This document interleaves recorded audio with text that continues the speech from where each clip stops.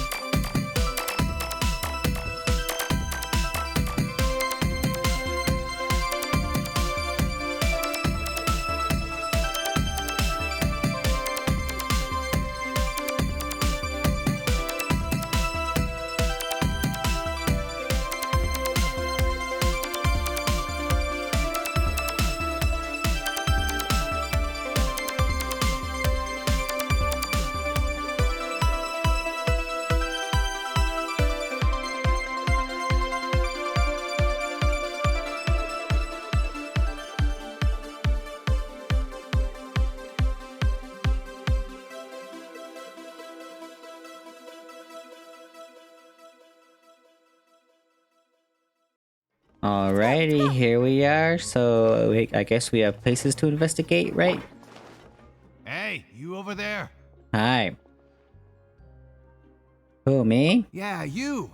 Say, do you like playing card games? You know, like Genius Invocation TCG? Did you say Genius Invocation TCG? You TCG players are like mint in the wild, literally sprouting up everywhere. Hey, come on now. What's wrong with finding fellow Invocation aficionados? Anyway, care to join me for a game? No thanks. All right. No pressure. But why would you be looking for people to play Genius Invocation in a place like this? Don't people usually come here to fight? A fight? Whether you're throwing down cards or throwing punches, it's all a competition, isn't it? It's all the same in my eyes. There are lots of card players here in the fortress. When I saw you, I immediately thought, hey, even outsiders from other nations play cards. So I came over to say hi. Sure. Great! Since you've been here longer than us, you need to flex your seniority a little bit, right? Maybe you could start by telling us newcomers some stories about this place. I thought you would have already heard everything by now. All right then, did you have anything specific in mind? Or do you want me to just pick a topic? Why don't you pick? We'll let you know if we've heard it already. We'll let you know if we've heard it already. All right. Have you heard any strange rumors since you've arrived? Yes. Then did you know that there are some people who are always gossiping over in the corner? Corner? I didn't know that. There are two guys who are always skulking around in the corners of corridors gossiping. The bigger guy is Quisto, and the skinny one is Lavaroon. People Lavaroon. call them the Bombshell Bros. I never really found their gossip very mind-blowing. It's pretty much just the same stuff that I hear about when I'm at work every day. If you're interested, you can go talk with them. They tend to talk a lot of nonsense, but they aren't exactly bad. Okay. Good to know. Do you have anything else to tell us? Let me think. Sounds like you want to hear something a little more tantalizing. Tantalizing. Oh, did you know that the Duke was also a convict in the Fortress of Meropide before? Huh? Wait, are you serious? That's right. The Duke was an inmate just like you and me. Seems he was exiled here for committing some crime. Really? Who knows how he ended up rising up to become the warden, though. To go from an ordinary inmate to becoming the manager of the whole place? I'm not gonna lie, I kinda respect that. By the way, do you happen to know anything about a forbidden zone? A forbidden zone? Sounds like something that someone just made up. I've never heard of that. Where did you hear about it? It's just a rumor we've been hearing, but no worries if you've never heard of it. Do you have anything else you can tell us? Anything else? Not that I can think of.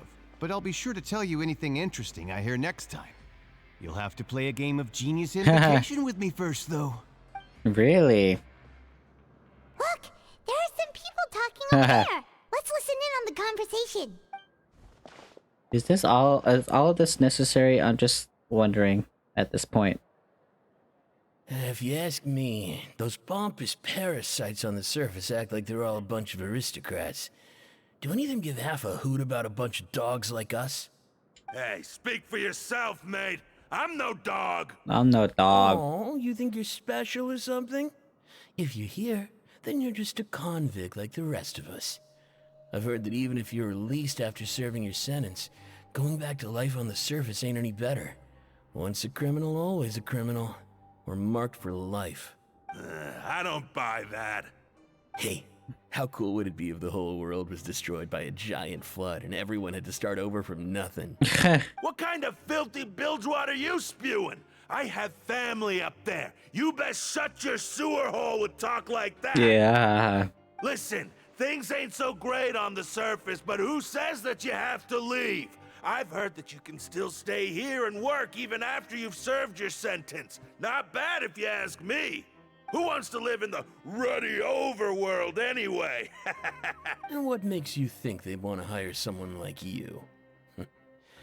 It's one of the great mysteries of the universe, how someone as useless as you is so confident. What? Whoa.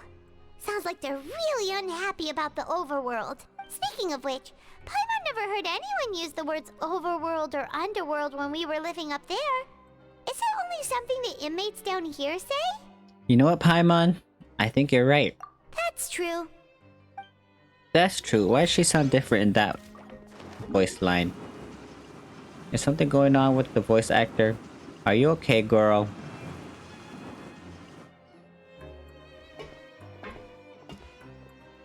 There's a group of people over there.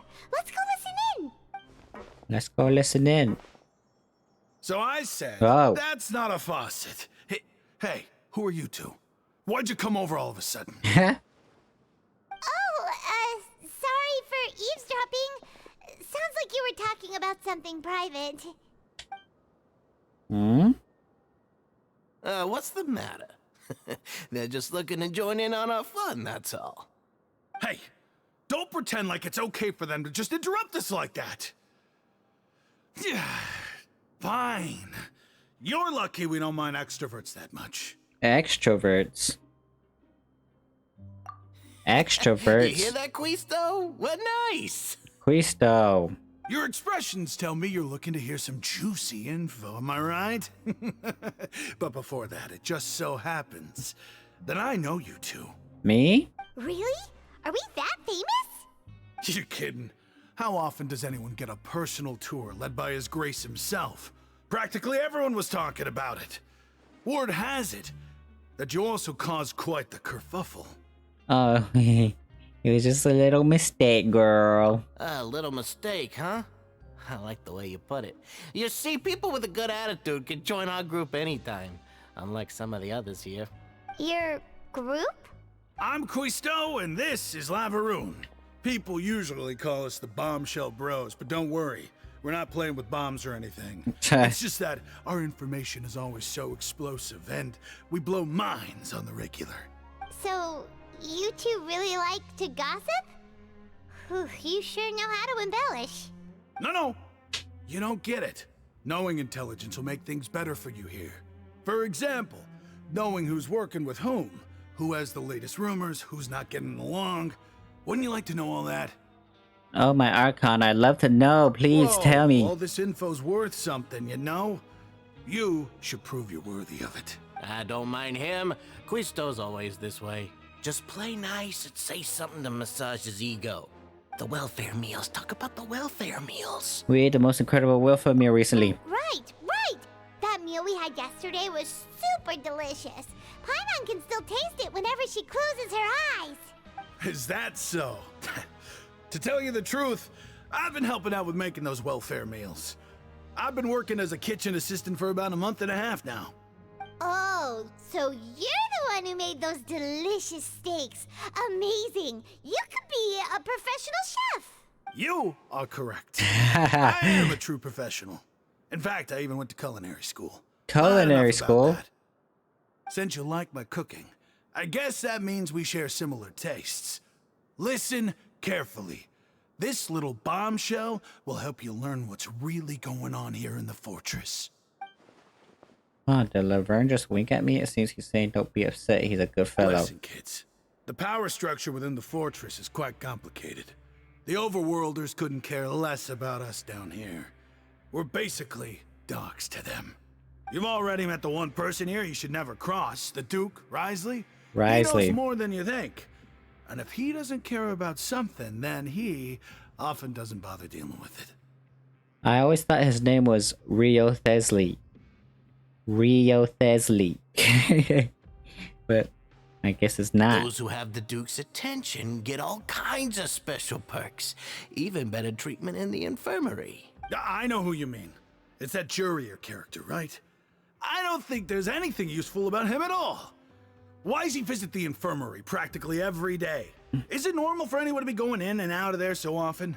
If you ask me, he's just faking it to get out of work. But did you know that Jurier was a talented researcher from the Fontaine Research Institute before he came here? There's no denying that. I don't care if he was a researcher that could turn dirt into Mora. Once you're in the Fortress of Meropide, you're just another inmate like everybody else. According to Quisto, a person from Jurier frequents the infirmary. Speaking of which, the last time I saw him, he was passing by in the corridor with Lorvine. Lorvine? I also heard they started arguing in the library and got into a fight, right? Guess that's just how terrible of a guy he is. You mean he hit a woman? Wow, I never imagined he was that bad. What? But that Lorvine's also quite the odd one, you know? She's always gabbing away, got into a fight with a man, and she also got sent to the infirmary. Come to think of it, I always see her going to the sick bay every couple of days, too. Hmm. Wait a second. You don't think? What? Do you think it... Could it be that they're secretly meeting there to go on dates? But it's really hard to imagine. After all, I do remember seeing Lorvine beat Jurier to a pulp that one time. And we might be overthinking things. The Jurier had a confrontation with a girl named Lorvine, who would also frequently visit the infirmary. I'll remember that too. Okay, we've talked to just about everyone. Jesus. And it's about time for us to go meet Lily. Jesus. According to the card he left us, we should go meet him in the production zone. Ugh. Ugh. Huh? Yeah.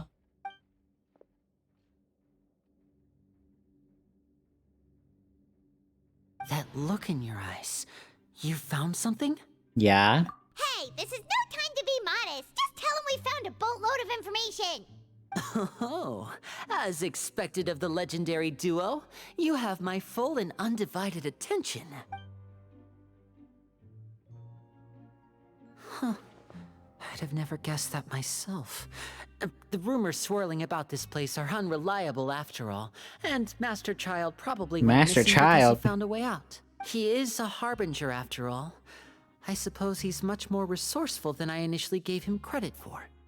Unfortunately, this isn't enough for our final report to Father. We need to find out Master Child's exact whereabouts.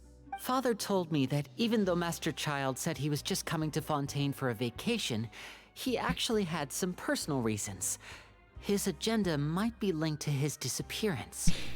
The most important thing right now is to catch up to him. His escape route is already flooded, so we'll have to task someone with professional diving skills to chase after him. Well, when you put it that way, it's obvious that only Fremine would be up to the task. Yeah. Bingo! Is he around? He's working today. Coming here as a group would have attracted too much attention. I'll talk to him about it later. Please do. It's the least I can do. We're all in this together, so it's only fair for us to fulfill our end of the bargain. Really? Honestly, I'm far more impressed by you guys managing to collect all this information right under Wriothesly's watchful eyes. Collecting information has always been our strong point. Maybe he even... Now, let me think. To find out more information, Maybe he let us Fremine know. will have to retrace Master Child's original route. And if he's to do that, he'll have to set out on the next pipe cleaning day at the earliest. That's 6 days from now. And after that, he'll probably take another 2 or 3 days to return. You can even estimate how long it'll take for him to get back? We've been working together for a long time. We know each other's capabilities like the backs of our hands. Traveler, what say you to meeting here 9 days from now? We'll be able to pick up Fremine while we're at it, too. Sure. Oh, and there's just one last thing we'd like your help with. No. Though we can just sit back and wait for Fremine's report on Master Child's whereabouts, we still need to make more progress on the investigation of the Forbidden Zone. Fremine's no master of disguise, Lynette's still working on getting intel from the other areas, and I'll need to spend some time helping Fremine prepare for his diving mission. So, you are the only ones we can count on. Bruh. What do you want us to do? Will it be hard? Well, I won't call it easy per se, but I think you'll be able to pull it off. Listen carefully. You'll need to find an excuse to get into the infirmary and investigate the room and environs. You've mentioned several sketchy-looking people always meeting at the infirmary earlier, so it probably has something to do with the secret we're hoping to uncover. You've already met the head nurse, so she'll be less suspicious of you. Investigate the internal structure of the infirmary and any active dealings within, and pass those on to me alongside anything else you're able to discover. But also, there's no need to take risks. Don't forget, safety always comes first. Sounds good. My apologies. I just started rambling out of habit. It was almost as if I was talking to my younger sister. Ew. But that's not a bad thing, right? But what if I'm the older sister? Alright, then we'll head out as soon as we finish our prep. Uh-huh. Let's go our separate ways for now, then. Don't forget, we meet here again in 9 days. Stay safe.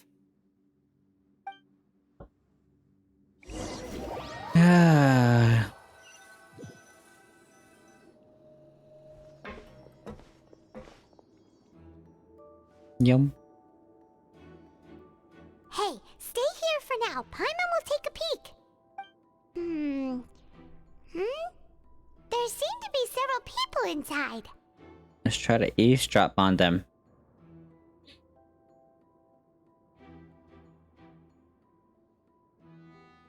Right.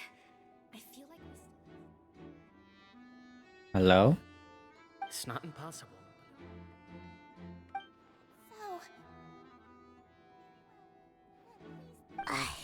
It's a bit hard to understand them from here. So, why don't we just try to talk to them in person? Let's go as soon as you're ready. Let's go as soon as you're ready.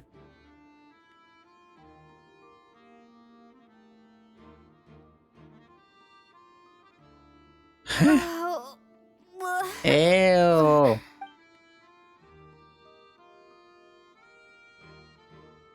someone, please help! She's sick! She's sick.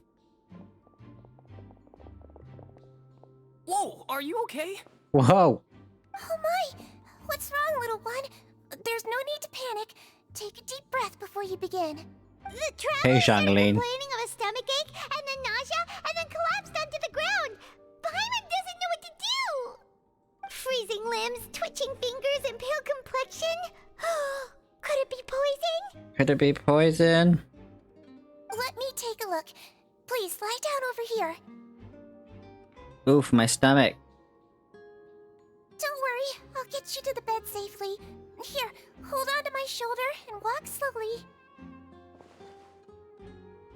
Uh-huh. You can do it, traveler! Thank you. I'm sorry. Don't apologize. You're sick after all. Now, please relax. I'm just going to do a preliminary checkup on you. Okay. Sijuin has taken out a few instruments. I hope I'm not so healthy that she gets suspicious. I see now. My checkup has confirmed that she's not in any mortal danger. That's our worst fear out of the way. Uh-huh. Eh? Oh, that's good. But I'll continue my diagnosis of the patient now. Please, relax and take a deep breath. Shinjuin's using her hands to palp. She seems like she's using elemental energy too. Don't sense serious damage to your organs either. Does it hurt when I press here? It's not too bad. And here? Oof, that hurt a little. Huh? But based on my initial checkup, there shouldn't be a problem here. Oh, how strange. Oh no, was my acting a bit over the top? What about here? Does this hurt? No, not really. I can barely feel it. Oh. I understand. So that's what it is. You're I lying. think you just ate something that disagreed with you. That's all. Nothing too serious. Outside of a pretty bad stomachache when it decides to act up. So that's what it is. Thank goodness it's not anything more serious. And there have been other inmates complaining about the food recently. I'll inform our head chef, Mr. Wolsey, of this problem as soon as possible. Congratulations!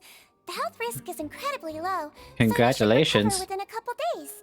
Why don't you take a rest here while I go get some medicine for you? Miss Levine, I'll have to trouble you to help me look after this new patient while I'm gone. Very well. Uh-huh. Are they like And she hopped away scientists just or like that. researchers? Phew, the infiltration is going much more smoothly than I imagined. Next, there are only 2 people left in the room. Sijuan just called this woman Larvine, so she has to be one of those frequent visitors to the infirmary I've heard before. Wouldn't that mean the man next to her is Jury then? Hello. So how are you feeling now?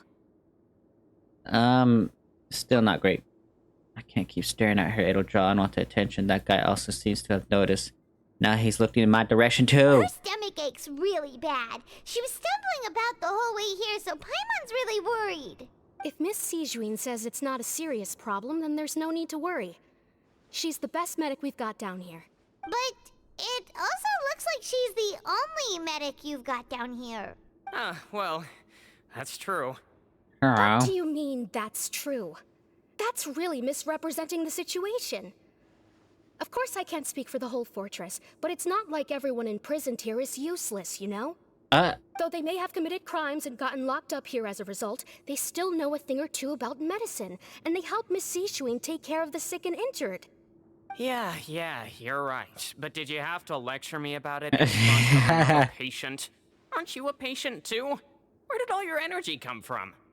Where did all your energy come from? She's a patient? That's correct.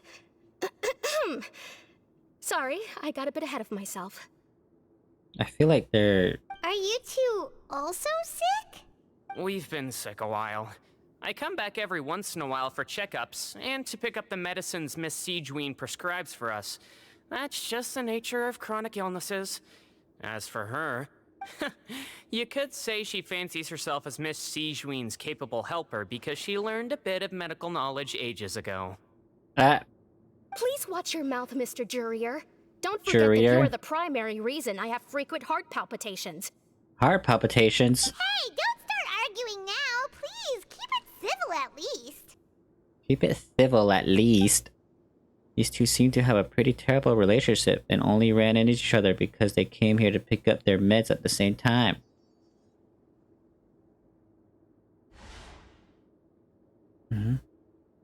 But outside of the two of them, there's nothing suspicious inside the room. All the files on the table appear to be patient records, and while there's a box, I can't check it out right now. There also aren't that many furnishings on the wall. Wait, there seems to be a movable hatch on the ground over there. Hey! There's no need to fight! Everyone will be released someday, so there's no need to argue over silly things like this!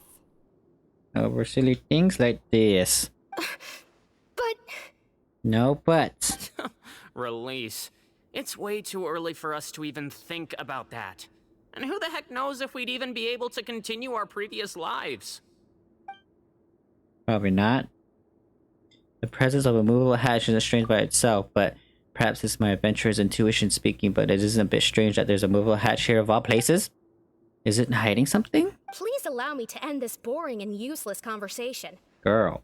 Oh, and Mr. Jurier, I don't want to see your face here again anytime soon. What? He's like, you can't do that. And same to you, Miss Lorvine. Anyway, that was more than enough rest for me, so I'm going to get out of this excessively noisy place. See you Girl. later, everyone. Bye.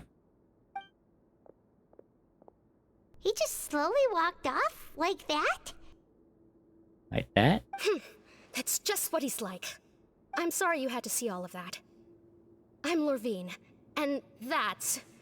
Well, his name is Jurier, but I hope you'll never have cause to remember his name. You really can't stand him, huh? Huh.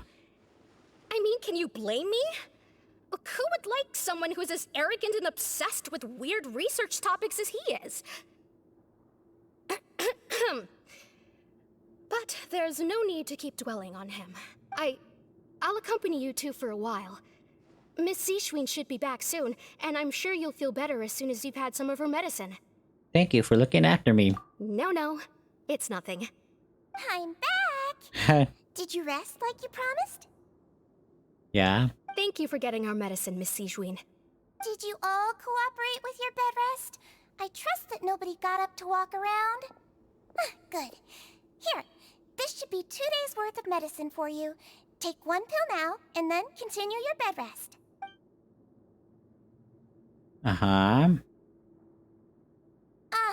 Miss Lorvine, I left in a bit of a hurry just now. Do you still remember if we discussed the color of the pill that you should be taking today? I remember. You said it should be yellow. They talk about that before we walked in? Why don't I remember? Yellow, huh? I understand. These are yours. Please, make sure to go to bed early after taking them tonight. You'll benefit from a good night's sleep. All right, then I'll also be on my way now. I hope you feel better soon, too. Thanks. See ya! I'm pretty sure they just spoke in code about us. I'm going to fill out your medical record now. You're widely known as the Traveler, right? I just want to double-check a few details, if that's all right with you. Sure. Those two made quite the commotion just now, so why don't we let the Traveler rest? Paimon can answer the questions instead. What are you, my... I don't know. So her primary symptoms are abdominal pain, with secondary symptoms of nausea. Is there anything else? That's it. That's it. Alright then. Is there anything we should know besides to take the meds? Yeah, don't take the meds. No, her base constitution is quite good, so I'm sure she'll recover quite quickly after taking the medicine. Please, make sure to stick to bland or less stimulating foods. And don't stay up too late at night. Got it! Paimon will hold the Traveler to that for sure. Sageman's still looking at me. I should try to take a nap like she said.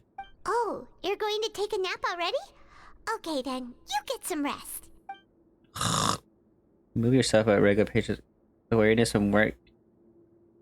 You can, however, still catch some hints of Paimon's conversation with We've Sejuan. been to lots of places together. She may look a bit under the weather now, but she's actually super strong. Super strong. So you're the best of companions. Well, don't worry, she'll recover soon. Companion. Aww. You're awake. Huh? What time is it? You slept for a really long time, but we never left. I feel a lot better, thank you both. Well, now you can go back without a worry in the world. Remember to take your meds regularly, and remember bland foods. Bland foods. Thank you, Miss Sejuan. Sejuan.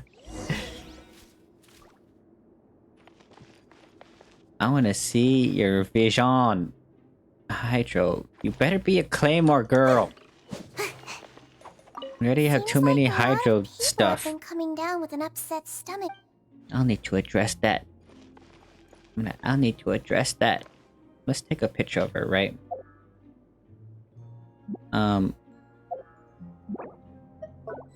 Here we go. Okay. La la la. She like, hey, what are you doing back there? Yeah, let's go back to the dormitories. You really are something. To be able to fall asleep like that and even sleep talk the entire time, you scared Paimon half to death. I was sleep talking? No, but you kept mumbling things along the lines of, Pyron, go take my grilled fish and put down the Adeptus Temptation now. No. Paimon talked with Sigewinne the entire time you were asleep. She seems like she's just a sincere nurse, and Paimon didn't notice anything unusual in the room. Are you sure we're not going off track with the infirmary? Are we really off track though? There are still a few weird things about the place. The movable hatch on the ground, as well as the question Sigewinne asked Lorvine, and also, were they really talking about their meds before we walked in? Oh, and was Lorvine and Jura's argument genuine, or were they just putting on a show? Paimon! Whoa! You really are super thorough! My Paimon! All those tiny little suspicious things that Paimon didn't even pick up on! We've gotta give the info to Lenny! To Lenny. Over the next few days. Uh-huh. Uh-huh.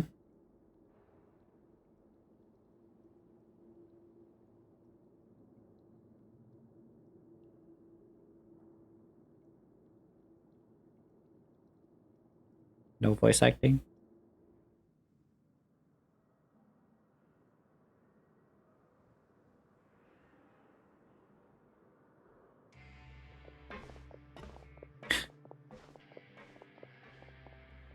Wow.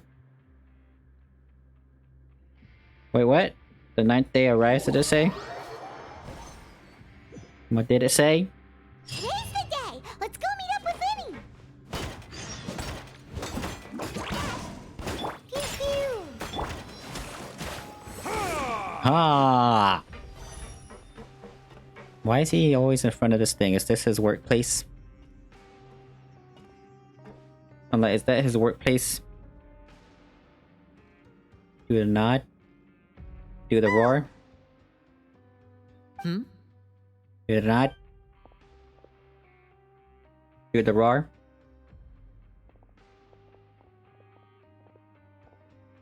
Did you two run into any trouble over the past few days? Nar. No, we just worked our shifts according to the schedule. Nothing weird happened. That's good. That means you didn't raise any suspicions when you infiltrated the infirmary. We've taken a look at the slip you've sent.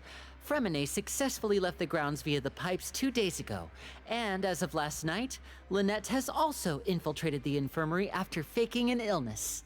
Wow, you guys are Why good. is she getting involved as well? You already went above and beyond when you scoped out the infirmary.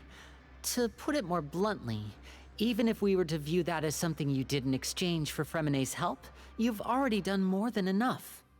Infiltrating a guarded stronghold is a different kind of job from a one-off investigation. We want to avoid using the same faces over and over and reduce the amount of suspicion that will fall on any given person. Lynette also felt like you have already taken the first step for us, so she should be the one to finish the job. So that's what Lynette thinks. Oh, Paimon hopes everything's going well for her. Yeah. Then, let's go check on Lynette before Fremine returns.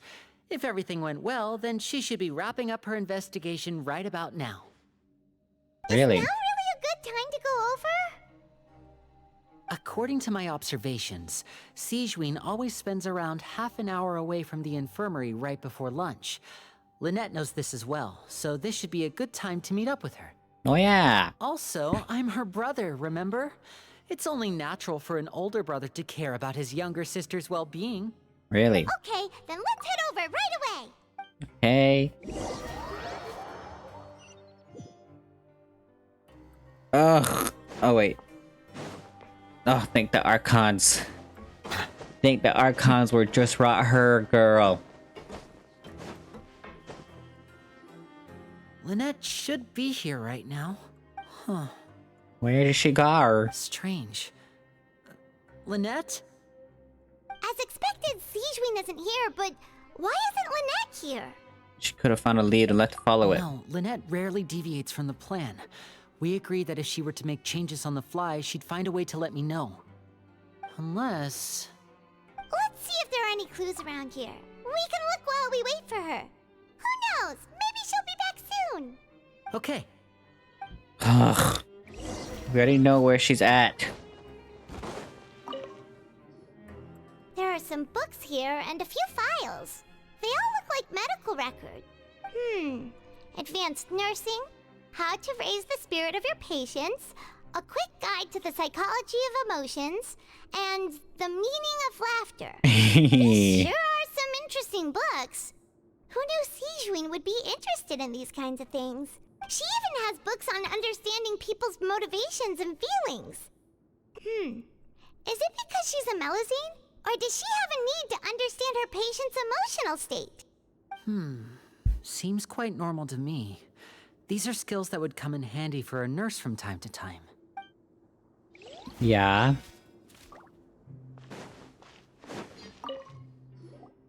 None of the beds have any signs of having been slept in. Except that one over there. Where? That's the one Lynette must have used, right? You said she was pretending to be sick. She would have said her migraine was having a particularly bad flare-up. Generally speaking, the head nurse would then ask her to lie down and rest, while she left to retrieve the medication.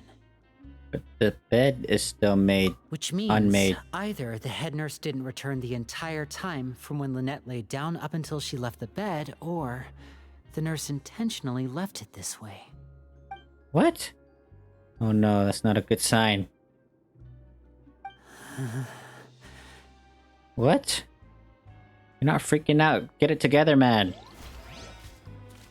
Get it together, man. You're like the second in command for this whole operation. Finally. Goodness. Ah, this is it! We saw it before! Wait, this thing? It doesn't look like it's been disguised that well. Uh-huh. The space behind it is empty. From its size, I don't think it's an entrance that is meant to be taken apart. There's probably a mechanism around here somewhere. Could Lynette have tried to get inside? But if that's the case, she would have contacted me for sure. Lynette is missing too?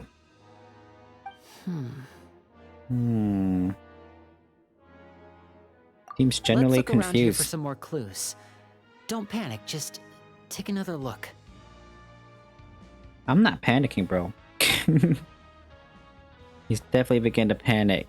He probably said that subconsciously more for himself than anything else. I know it kind of did sound like he was saying it to himself.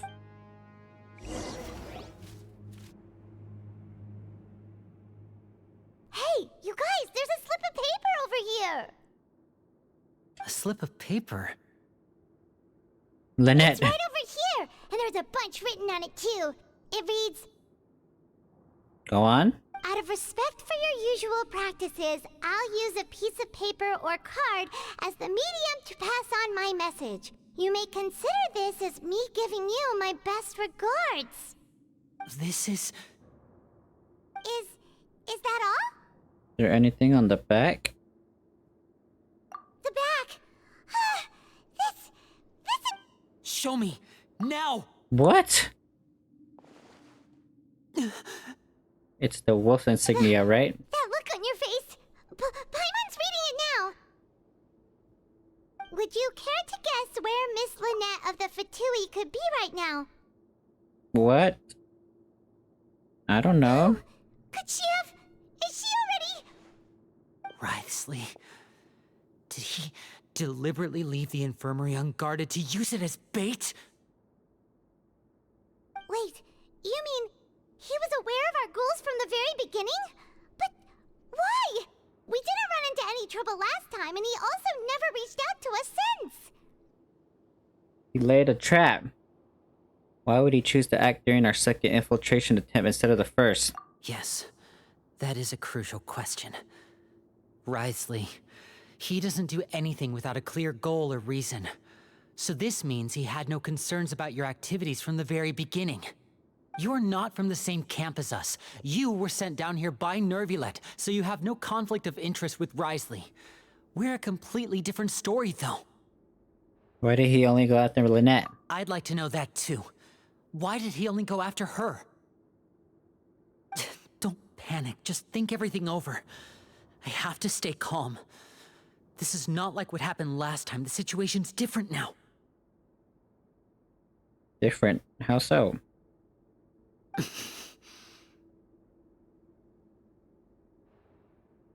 Wait, you're right. Wait, but that means... What? Is Lynette dead? The fact that Fremine was able to leave the grounds... Could Wriothesly have let him go as well? But what does he gain by letting Fremine leave like that? Because he wants to know where Child went. He deliberately made them both disappear. So he's challenging me and trying to provoke me, I'm sure of it. We never should have sent out Fremine. We had to go through all that trouble to find an opening to sneak him around the guards and into the pipe, and we even thought luck was on our side. If Wriothesly let him leave on purpose, then he's probably in a terrible spot now as well. Lenny's getting more and more panicked. We have to calm him down. Lenny, just calm down. Don't be like this, Lenny. Fremine wouldn't have left if we hadn't told you about Child. That was our fault. No. I'm the leader of this operation, and I'm the one responsible for this team. I was the one who failed to protect them. I'll go talk to Wriothesly. What? Hey, don't be reckless! Traveler, please talk some sense into him. I simply cannot allow Lynette to be abducted again. No. I have to go. I'll find a way to get them back. No. Lenny! He's rushed out the door! After him! After him. What? What's that evil smile? I feel like we still have some room to make changes on these details. It's not impossible, but it'll require extensive testing. Is that so? Very well. Then please be mindful of the time. Help! Is someone? Pack everything up. Whoever's outside is eavesdropping. They'll probably come in once we stop talking. Someone! Please help! She's sick! She's sick. So they knew from the beginning. These two. As expected, they've already found this place. Oh, they are quite sharp. What a delightful turn of events. I like smart people, but I also like playing dumb. I like the feeling of being trusted. What kind of evil little creature are you? What's wrong, little one? There's no need to panic. Take a deep breath. Being able to read human expressions is quite the useful skill. You evil little creature thing. Oh no, Lenny, stop. You're gonna do something dangerous. I hope you don't hurt yourself. Don't worry, I'm on my way as fast as I can to stop you. Because we all know that you're a good friend. Hello? Do you want to talk for a little bit, sir? On the left is a mailroom, on the right is a infirmary. Don't mix them up. About the mailroom, you pay with coupons to tell the recipient the address. Blah blah blah blah blah blah blah blah blah blah blah blah. This is the mailroom?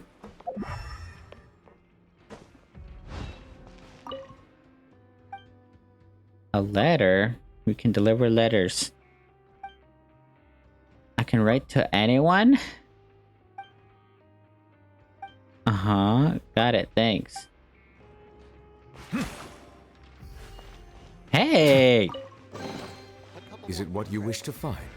Hopefully the excitement of opening a treasure chest has at least made it a worthwhile experience. Crap. Oh no, Lenny! Please don't go. I feel so bad if something were to happen to you. How is he so fast? Let's go head him off at Wriothesly's office. Why not? I'm like, why not?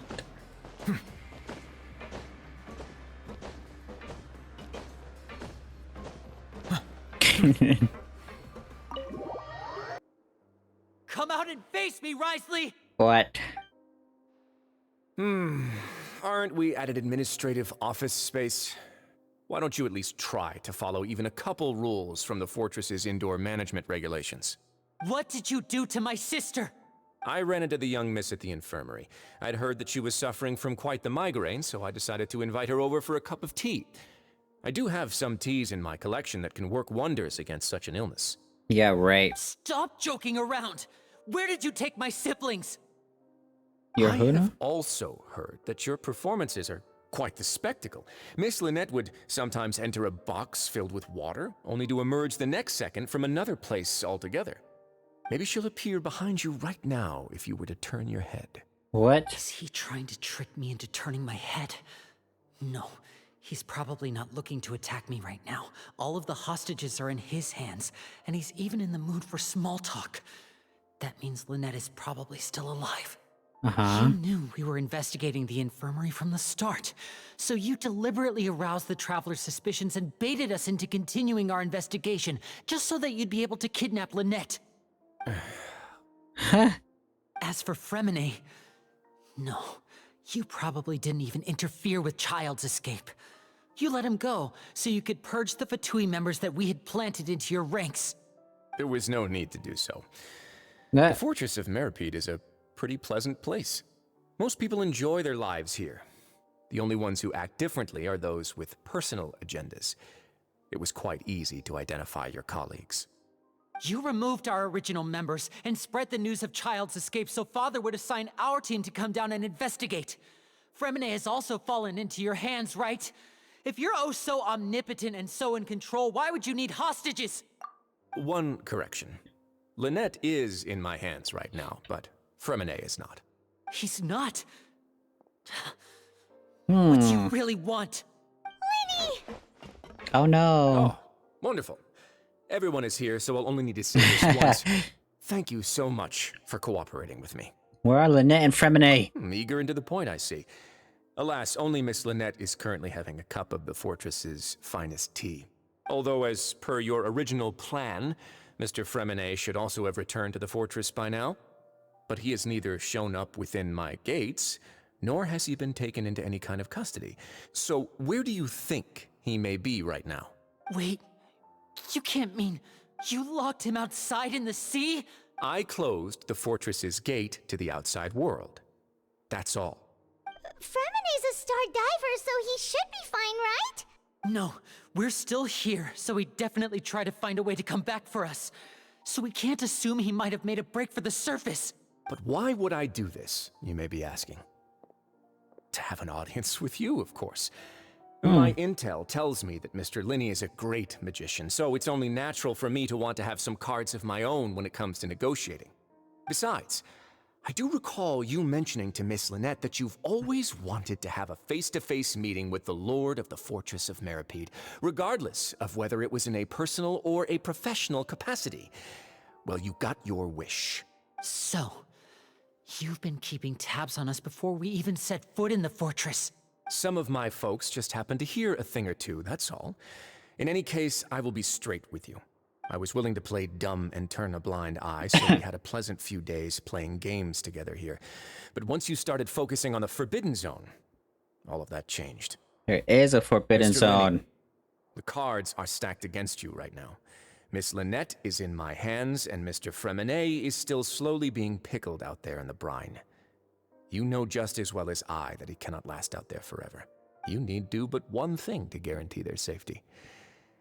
I would like you to contact your superior, and ideally invite her over for a cup of tea with me. You want to see Father?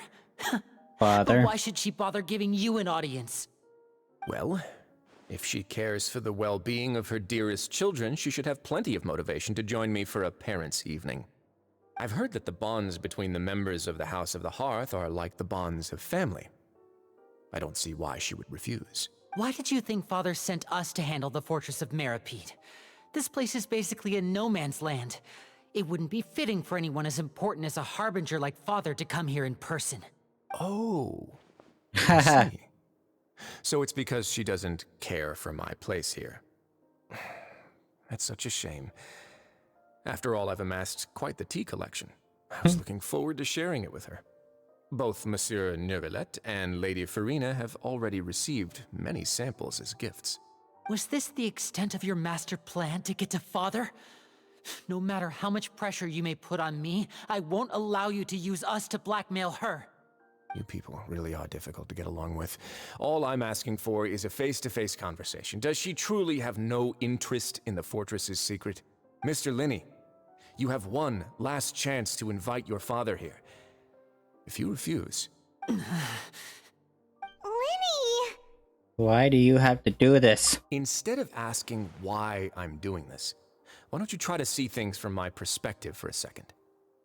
From the very beginning, the Fatui has been actively infiltrating my fortress.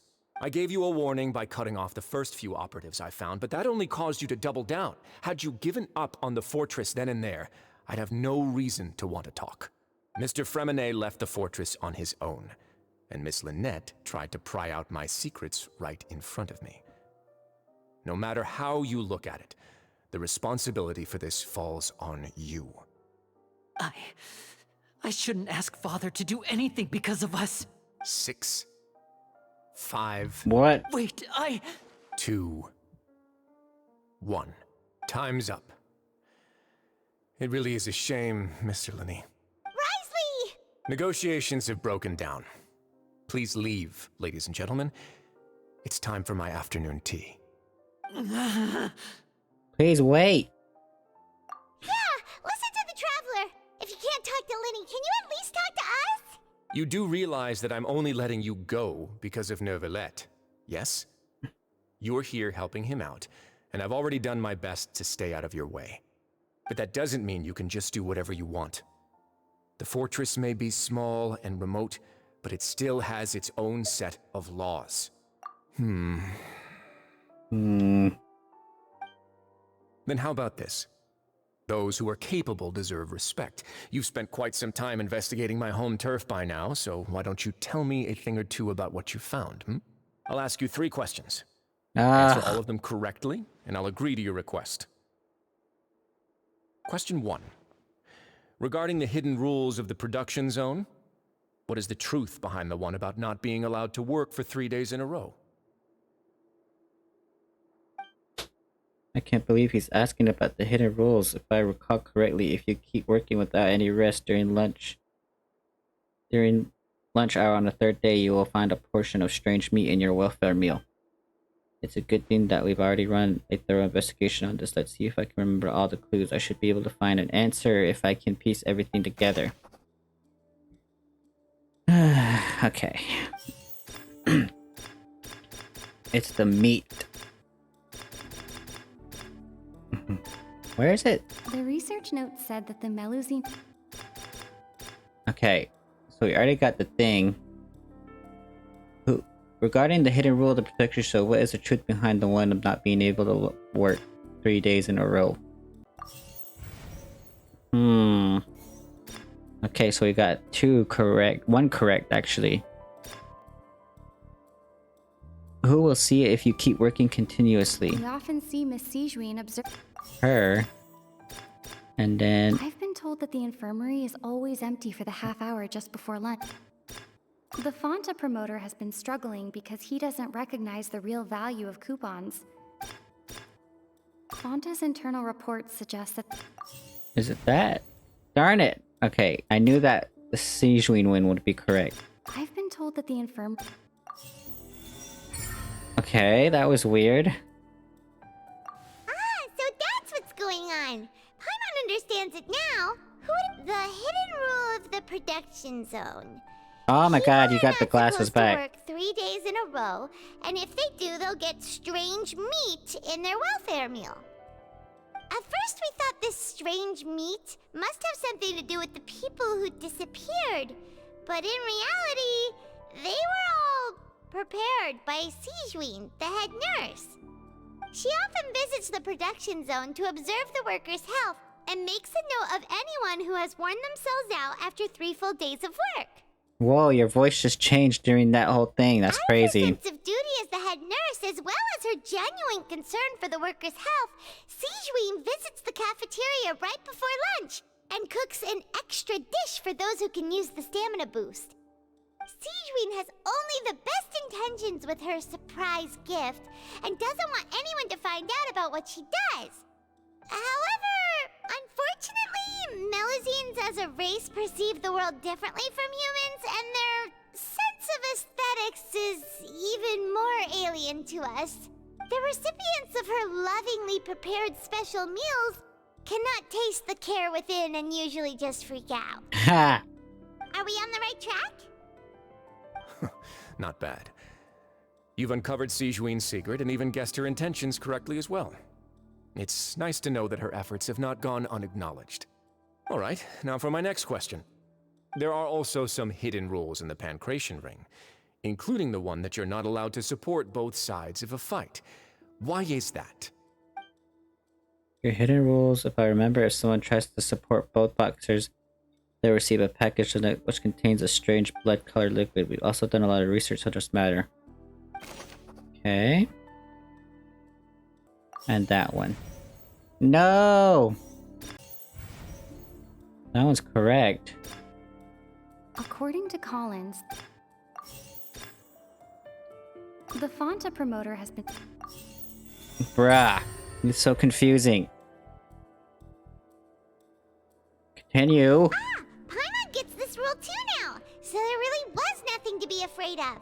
Uh-huh. That hidden rule of the Pancration Ring is about how, people are not supposed to bet on both boxers at the same time.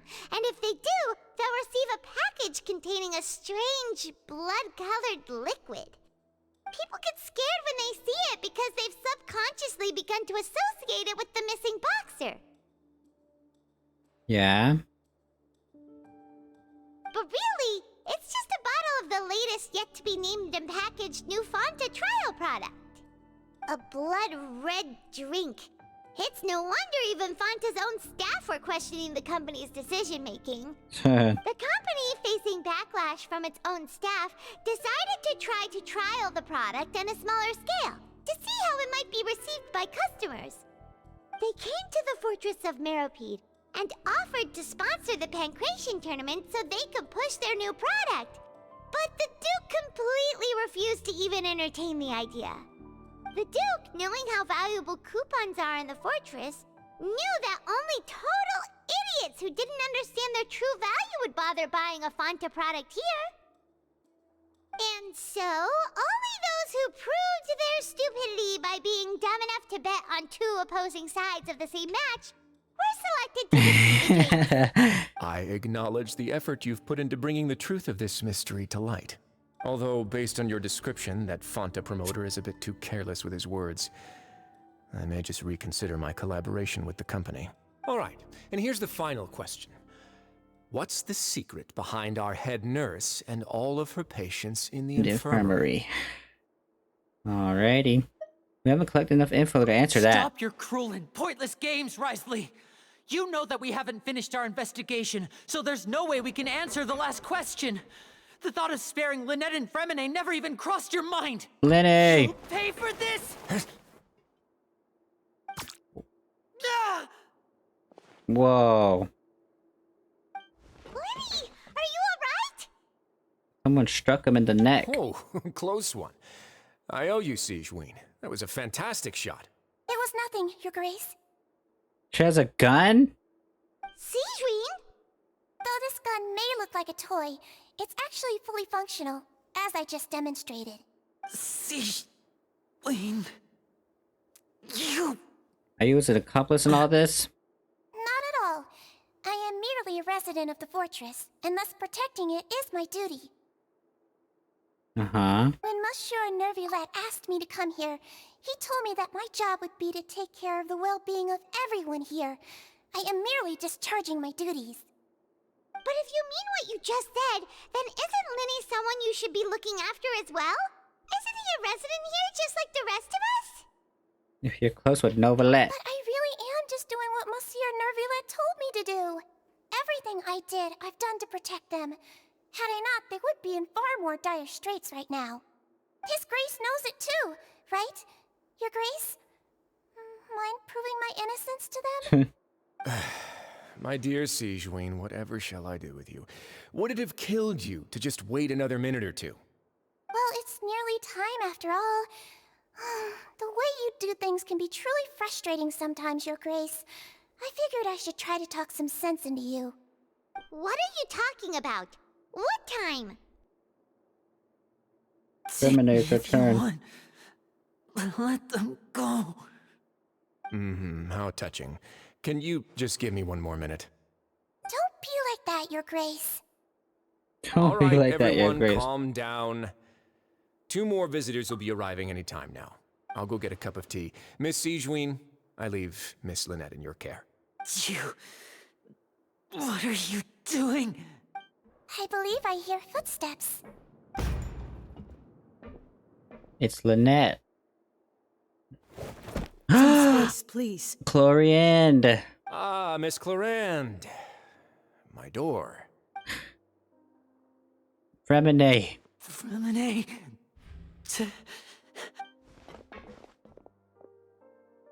What's going on? What is Clorinde doing here? Work. Work. Yes, girl, work. I'm sorry about shooting you, Mr. Linney. The tranquilizing effect will begin to wear off soon. Please take it easy in the meantime, though. What happened to Fremene? Wasn't he diving just outside of the fortress? Why is he looking like this? These symptoms, it can't be. What? A flushed face, an accelerated pulse. He must have consumed primordial seawater. What did you say? Please, make some space. I'll need to give Mr. Fremene a more thorough checkup. Your Grace, I'll leave the rest to you. I'll talk to Clorinde while you get Fremene to where he needs to be. Everything else can wait. Shouldn't he be turned into water? Shouldn't he be turned into water? Ugh. What's that look on your face? I thought I made good time on the way back. Oh, I'm just admiring your punctuality. Had you arrived just a few minutes later, Sigewinne may have been forced to shoot Mr. Linney again. How's the situation out there? The water has changed. It's pretty much as expected. The concentration of primordial seawater has increased significantly. I was only out there a short time, so it wasn't too bad. But if one were to stay for any significant amount of time... well, you can see how that boy's doing. Where was he when you found him? The abandoned zone at the end of the pipes. A good distance into the water. Closer than I thought. He must have recognized it early on and tried desperately to swim back. Locking the door was necessary. I don't think we could have saved 2. Well, I did try to convince him that I had my reasons. Never seems to work, though. I mean, you kind of had a crappy presentation about it, so forgive us. It will probably work on Neuvillette. He has a knack for picking out who had good intentions, even when the outcomes were all terrible. It's a bad sign if you're having to plead your case to Neuvillette. Want some tea? Girl, what's the tea? Not particularly. If you want to drink some that badly, just say so. Fine, I'd like to get some tea. Want me to get you a cup too, since I've already made it? Might as well then, I suppose. Actually, do you have a towel? I would like to dry my hair. They're so weird. Sigewinne. Linney's expression looks disgusted. It seems like he'd rather not have Sigewinne touch Fremene. Still, he didn't stop her. Since it's obvious that Fremene does require urgent medical care, Sigewinne's examining Fremene carefully. She doesn't look too upset, which is a good sign. I hope Fremene will be okay. How is he? These symptoms are probably caused by an acute ingestion of a large amount of primordial seawater. Still, his condition is not critical. Of course, it would be best if he stayed for further observation. Let's leave him here for now, and move him to the infirmary once he's recovered a bit more. Sorry. I am aware that the infirmary may not be your favorite place in the world at the moment. We do only have a single clinic in the fortress, however. Why would he ingest a large amount of primordial seawater after leaving the fortress? How could that possibly happen? Please, look after Mr. Fremene for the moment. I'll go fetch some medicine and a respirator. Oh, I'll bring Miss Lynette back with me. Where is she? How is she right now? took a nap in an empty room after I tranquilized her. Yeah. If my calculations are correct, she should also be waking up right around now.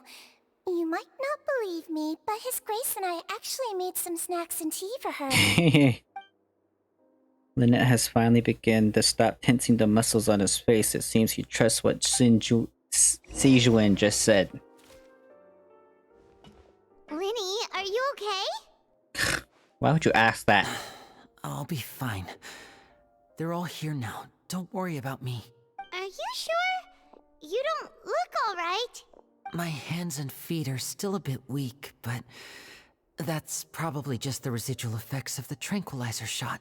I'm back, everyone. Lynette. Oh, Traveler, Paimon, you're here too. Yeah, thanks. Remine. Is he... He'll be fine. But for now, please help me lift him up. Uh-huh.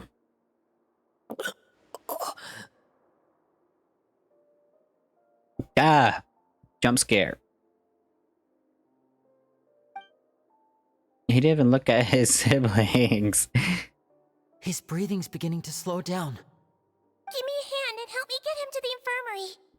Yeah, I'll take him from this side. Lynette, together? On it. Traveler, you seem pretty worried about him. Want to go with us? The Duke and Clarande are gone. They probably went to get some tea. The Duke will explain the truth in just a bit. Miss Clarande will need a break, since she only just returned from rescuing Fremine out of the sea. Clarande saved Fremine from the sea. Just what happened there? And it's clear that, you know, Child was able to survive because, whoa! Because he's not from Fontaine, right? So I don't think the primordial seawater affects him. Could I tempt you with some sugar for your tea? No. Alrighty. There's that. Honestly, I don't want to say it, but I don't want to say it. Fine, I'm gonna say it. I really want to pull for Wriothesly. Even though I said I wasn't pulling for characters anymore. But he just seems like a really interesting character, you know?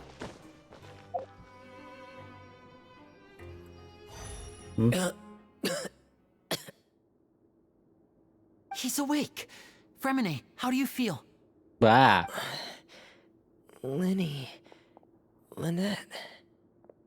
We're all here. Where am I? The infirmary, at the Fortress of Meropide, Mr. Fremine. And you are no longer in any danger. How do you feel? Don't push yourself if you're not feeling up to it. Traveler. Paimon. It's been so long. Hello. The sea. There's something wrong with the seawater. Ugh. It's okay. We can talk about it after you've recovered. No, listen to me. This is really serious. There's primordial seawater mixed into the regular seawater. I don't know why it's there, but no one should touch it. What happens after you stuck it to the pipes? Pipes. Right, the pipes. It's all coming back to me now. Huh?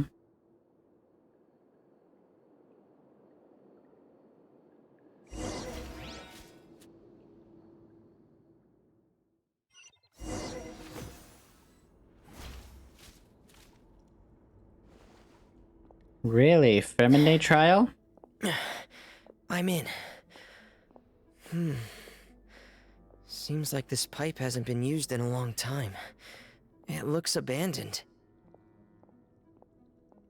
Yeah?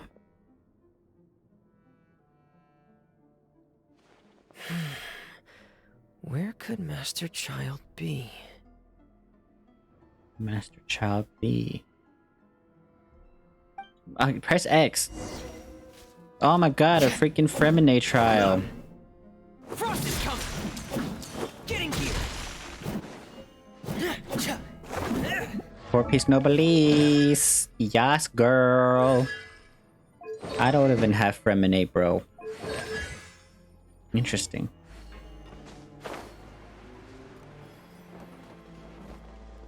What happens if I do this? Ah! No. Dun, dun, dun, dun, dun.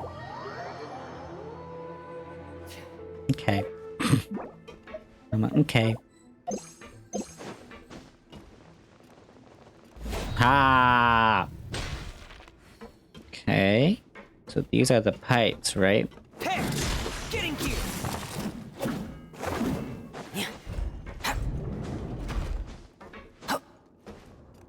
Huh.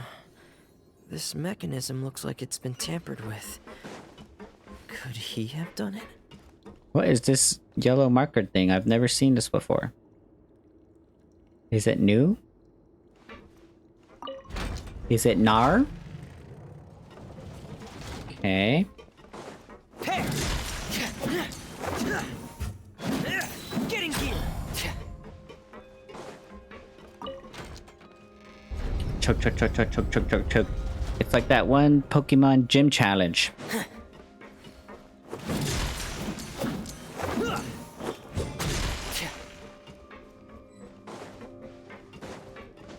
Okay.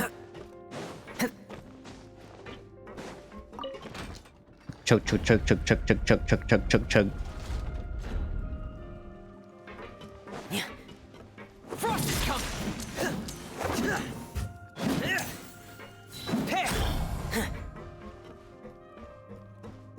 Wait, is that how you use him?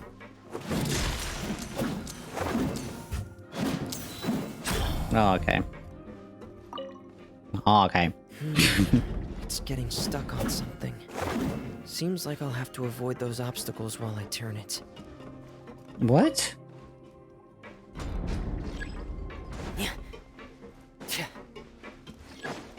Okay.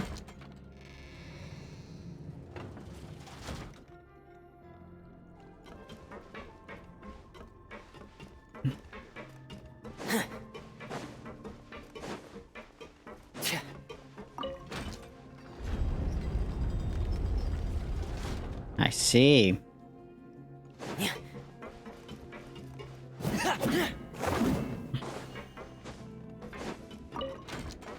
They couldn't have given him the Dragon Spine Claymore.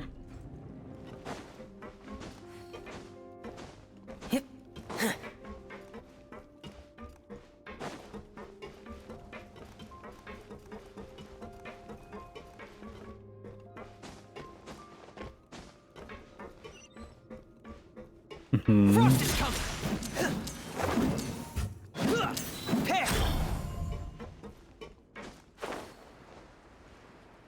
Okay, so far so good.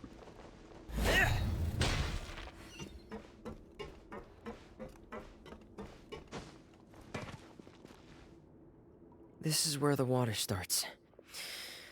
Okay. Master Child probably dived into the water. I'll go take a look as well.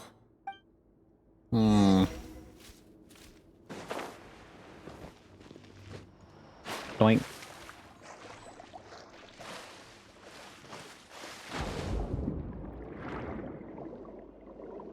What's his passive talent? When Freminate unleashes pressurized flow pressure if Purse timer has yet to reach... What? When Freminate triggers Shattered... Oh, here it is. Decreases aquatic stamina consumption for your party members by 35%? Wait, are you for real? So he can just freaking... What? Why didn't I pull for him? Holy crap.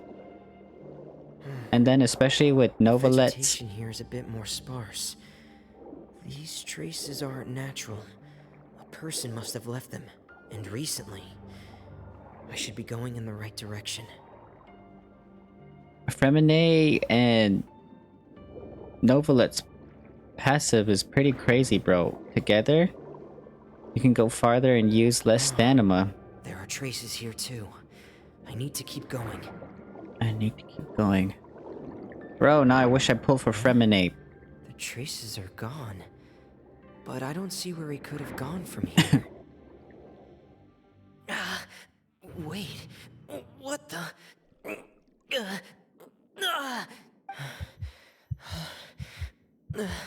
My heart is racing, and it's getting harder and harder to breathe. What's going on? No good. I have to get back. They still don't know anything about what's going on. If I turn back right now, I should still be able to make it.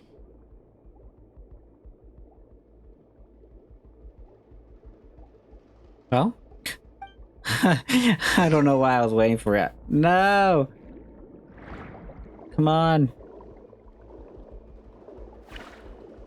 Come on.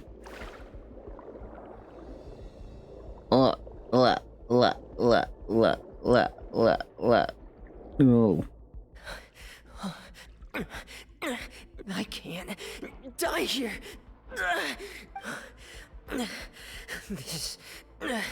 This is bad.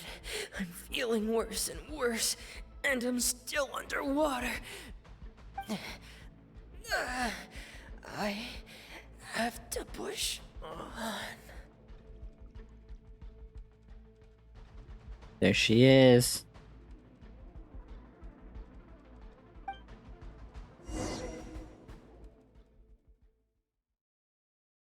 No Chlorian trial?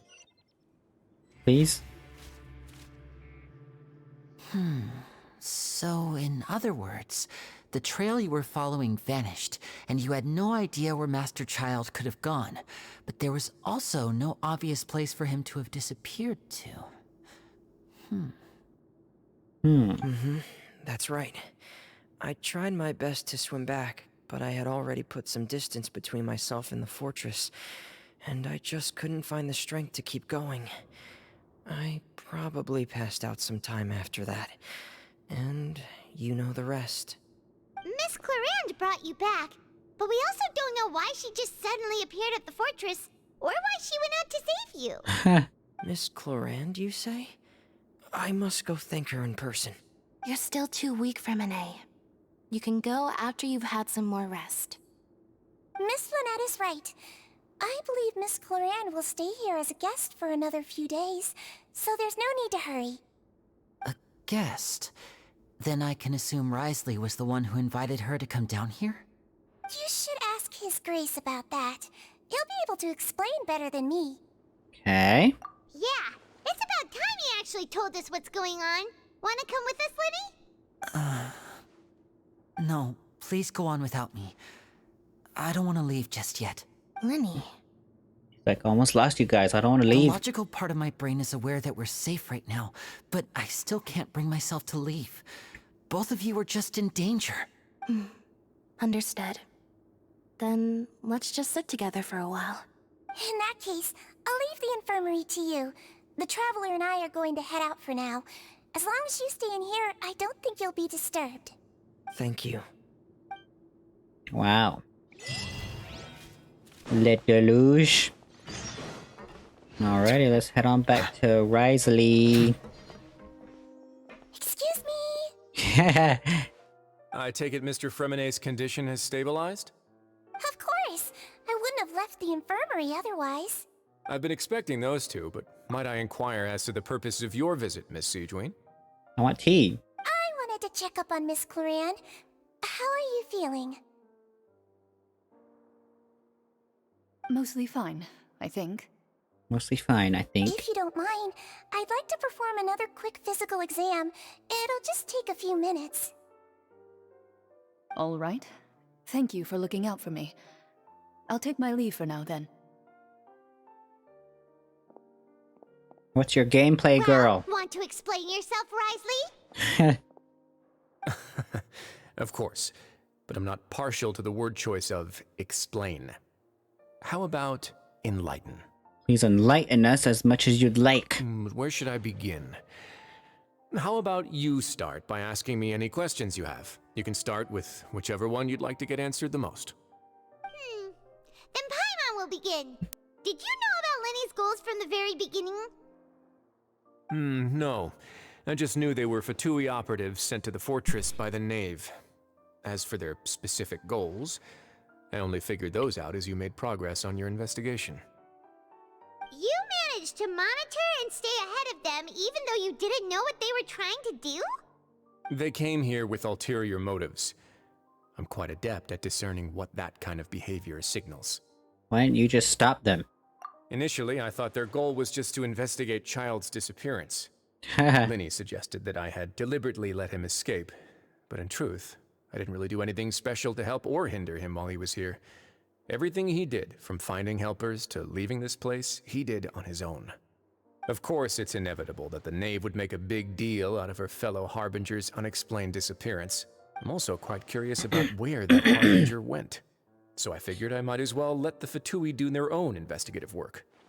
All I care about is the answer. Wow. So you were hoping Lenny's group would just do your work for you. You make it sound like that's a bad thing. Unfortunately, things didn't go as planned. I assume that Fremine has told you already, the ratio of primordial seawater around the Fortress of Meropide is on the rise. The Forbidden Zone has always been Linny's target, and you got roped into that investigation after running into him.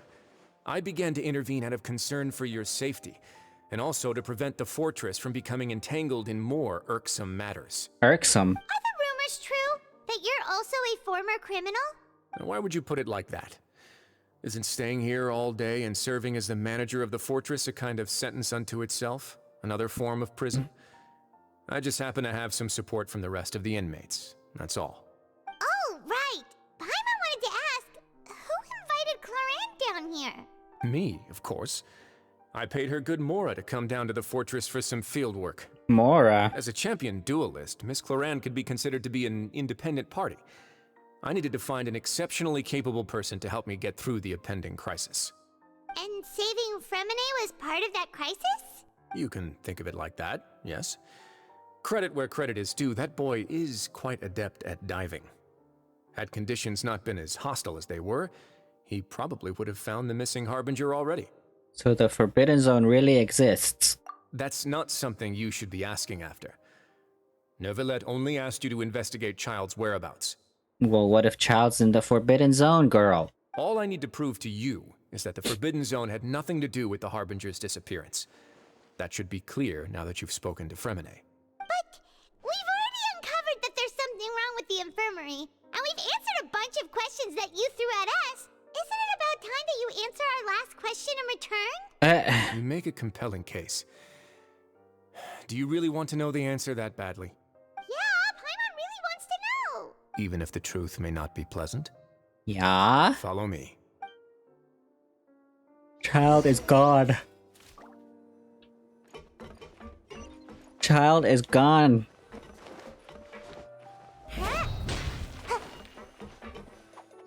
What is this?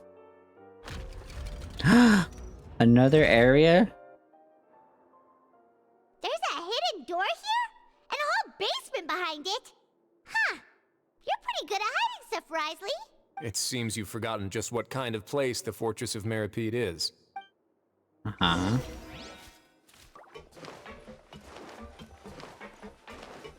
I hear a chest. Oh no. Oh no. Stand on the central plate. Wait, is there a secret mechanism or... Whoa! Whoa. Begins to slowly move downwards.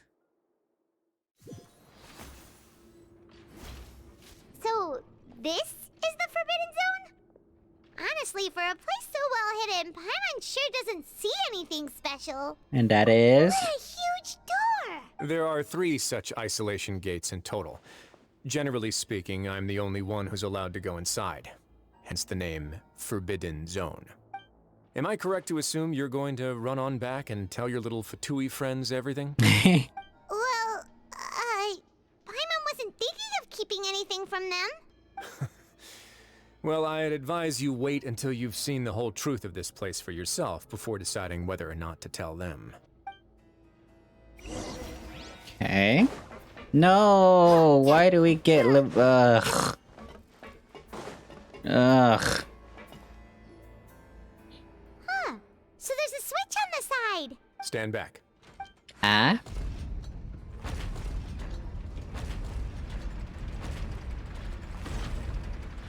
What even is in this? They all just went up one by one. What's that middle in the room?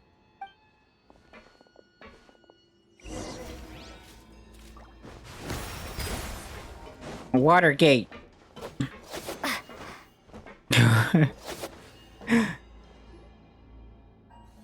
That room is really empty, with nothing in, which is quite strange on its own. There's also a device smack dab in the middle of the room, which also looks like some kind I've of been interested in what lies beyond that gate ever since I assumed leadership of the Fortress of Meropide. Of course, it would be unwise to recklessly open it, but it'd also be risky and negligent to simply ignore any potential danger that could be behind it. The readings on that dashboard have not budged since the day when I first laid eyes on this place. But over the past year, the needle has crept upwards from its original position, likely because some parameter it's been tracking has changed, if only infinitesimally. Infinitesimally. Normally I would have ignored it, but I happened to have some free time when I noticed it, so I investigated. Any guesses what the reading could be tracking? The water pressure. Very reasonable guesses. I've considered both of those as well. Unfortunately, our dashboard is tracking something less ordinary. The temperature should vary with weather and climate changes, so for something that rarely shifts, the water pressure is more likely. We ran a few tests to increase the pressure from the outside, but the readings didn't change at all. Later on, a few more possibilities occurred to me, such as a potential connection with the primordial sea. I began to make a few preparations based on that hypothesis. Over the past few days, the needle has moved again. With that, and the symptoms that Fremine displayed after leaving the fortress, I can now confidently conclude that the readings represent the concentration of primordial seawater and the seawater nearby. The concentration of... primordial seawater? And that is precisely the problem. We're at the bottom of the sea, and now we're surrounded by toxic seawater. Somehow, primordial seawater got mixed in, and the concentration is steadily rising. Primordial seawater is continually leaking into the sea? Yes, that's very likely. But forget about the two of us. Not even Neuvillette knows where the primordial sea could be, much less where we could find and plug a leak. Oh. Oh! Seems like you've figured it out.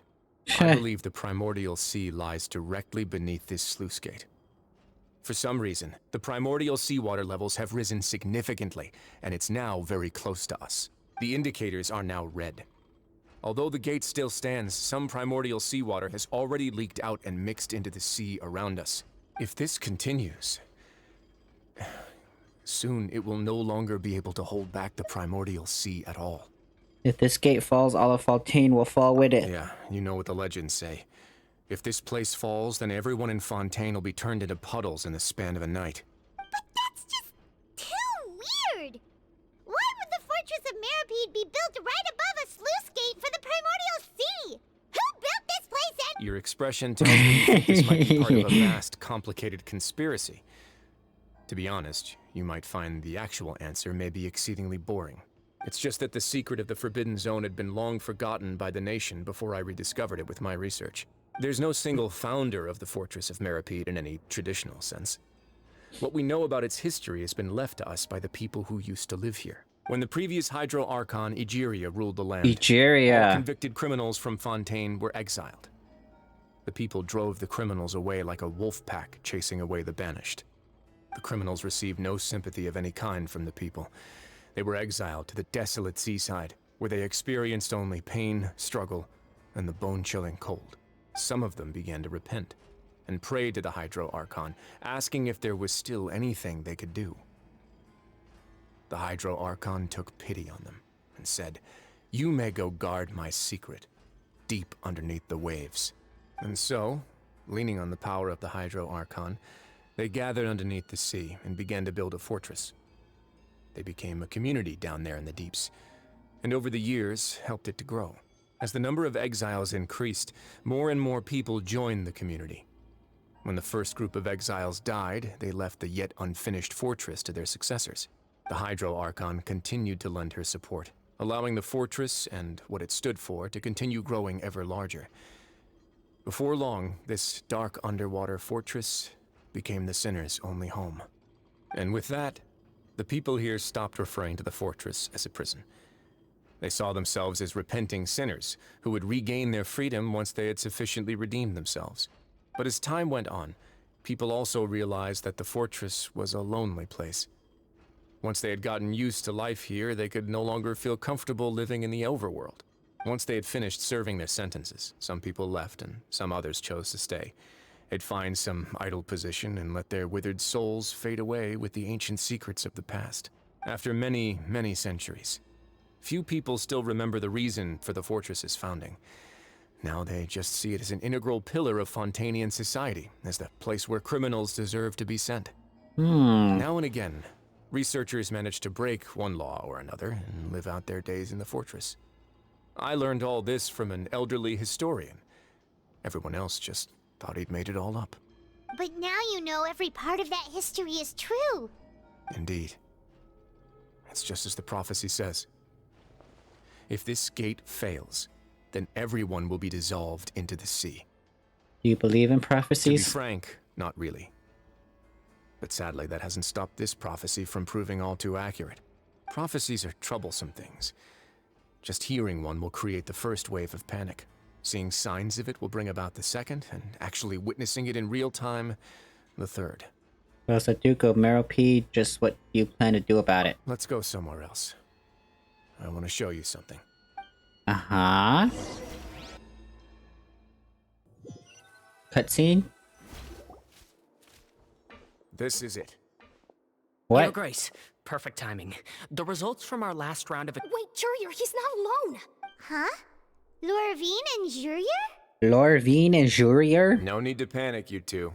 I've already told them about our plan. What?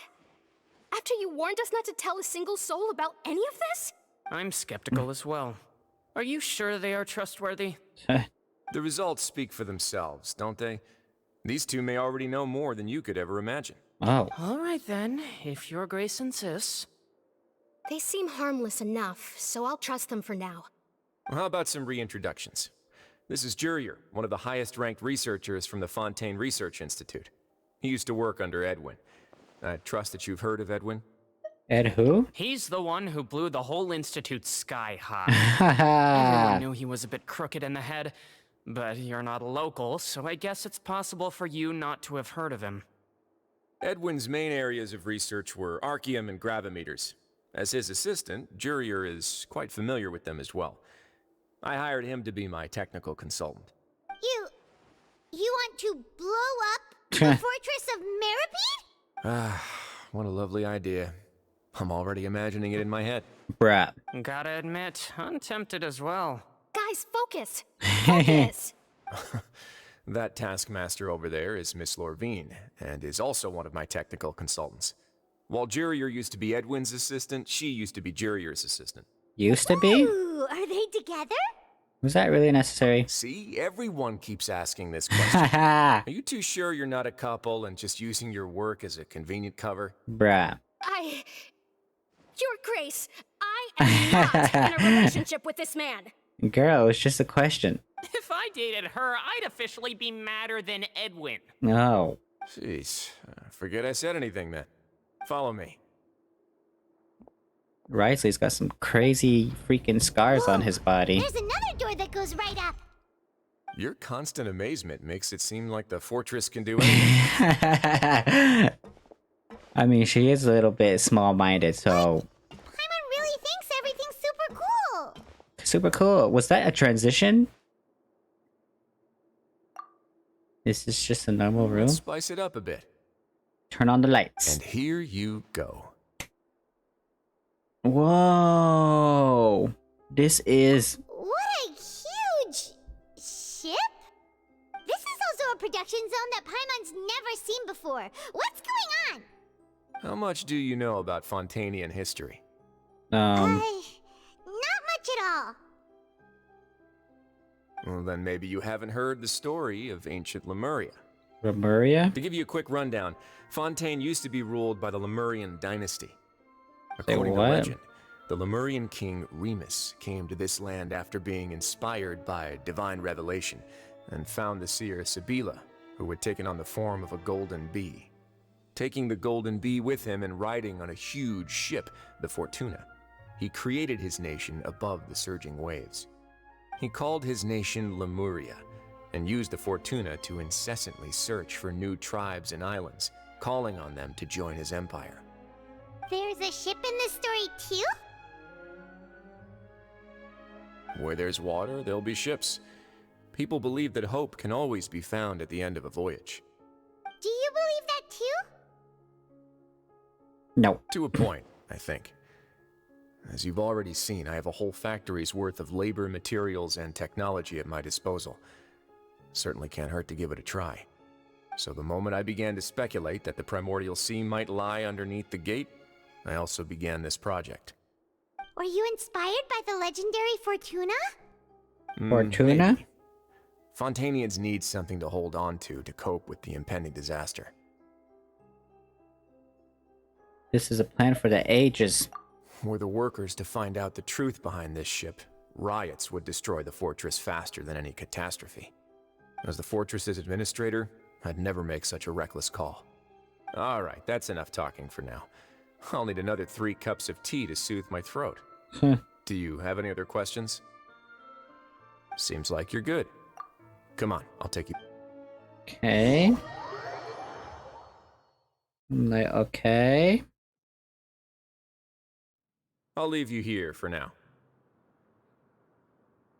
Leave me. Oh, No worries. But don't forget, it's up to you whether or not you want to share what you just saw. What you do from here on out will likely affect those 3 as well. He means that my actions will now decide the next steps Lenny's group takes. In other words, if I want to tell Lenny the truth, I must make him understand that we cannot afford excessive conflict right now. we'll put a lot of thought into it for sure. Yeah. Great. I look forward to what happened. Do we have to go back and talk to them? Nar. Ah. We're back! Hi. Do you want a cup of tea? No. How can you be so much like Wriothesly, always drinking tea?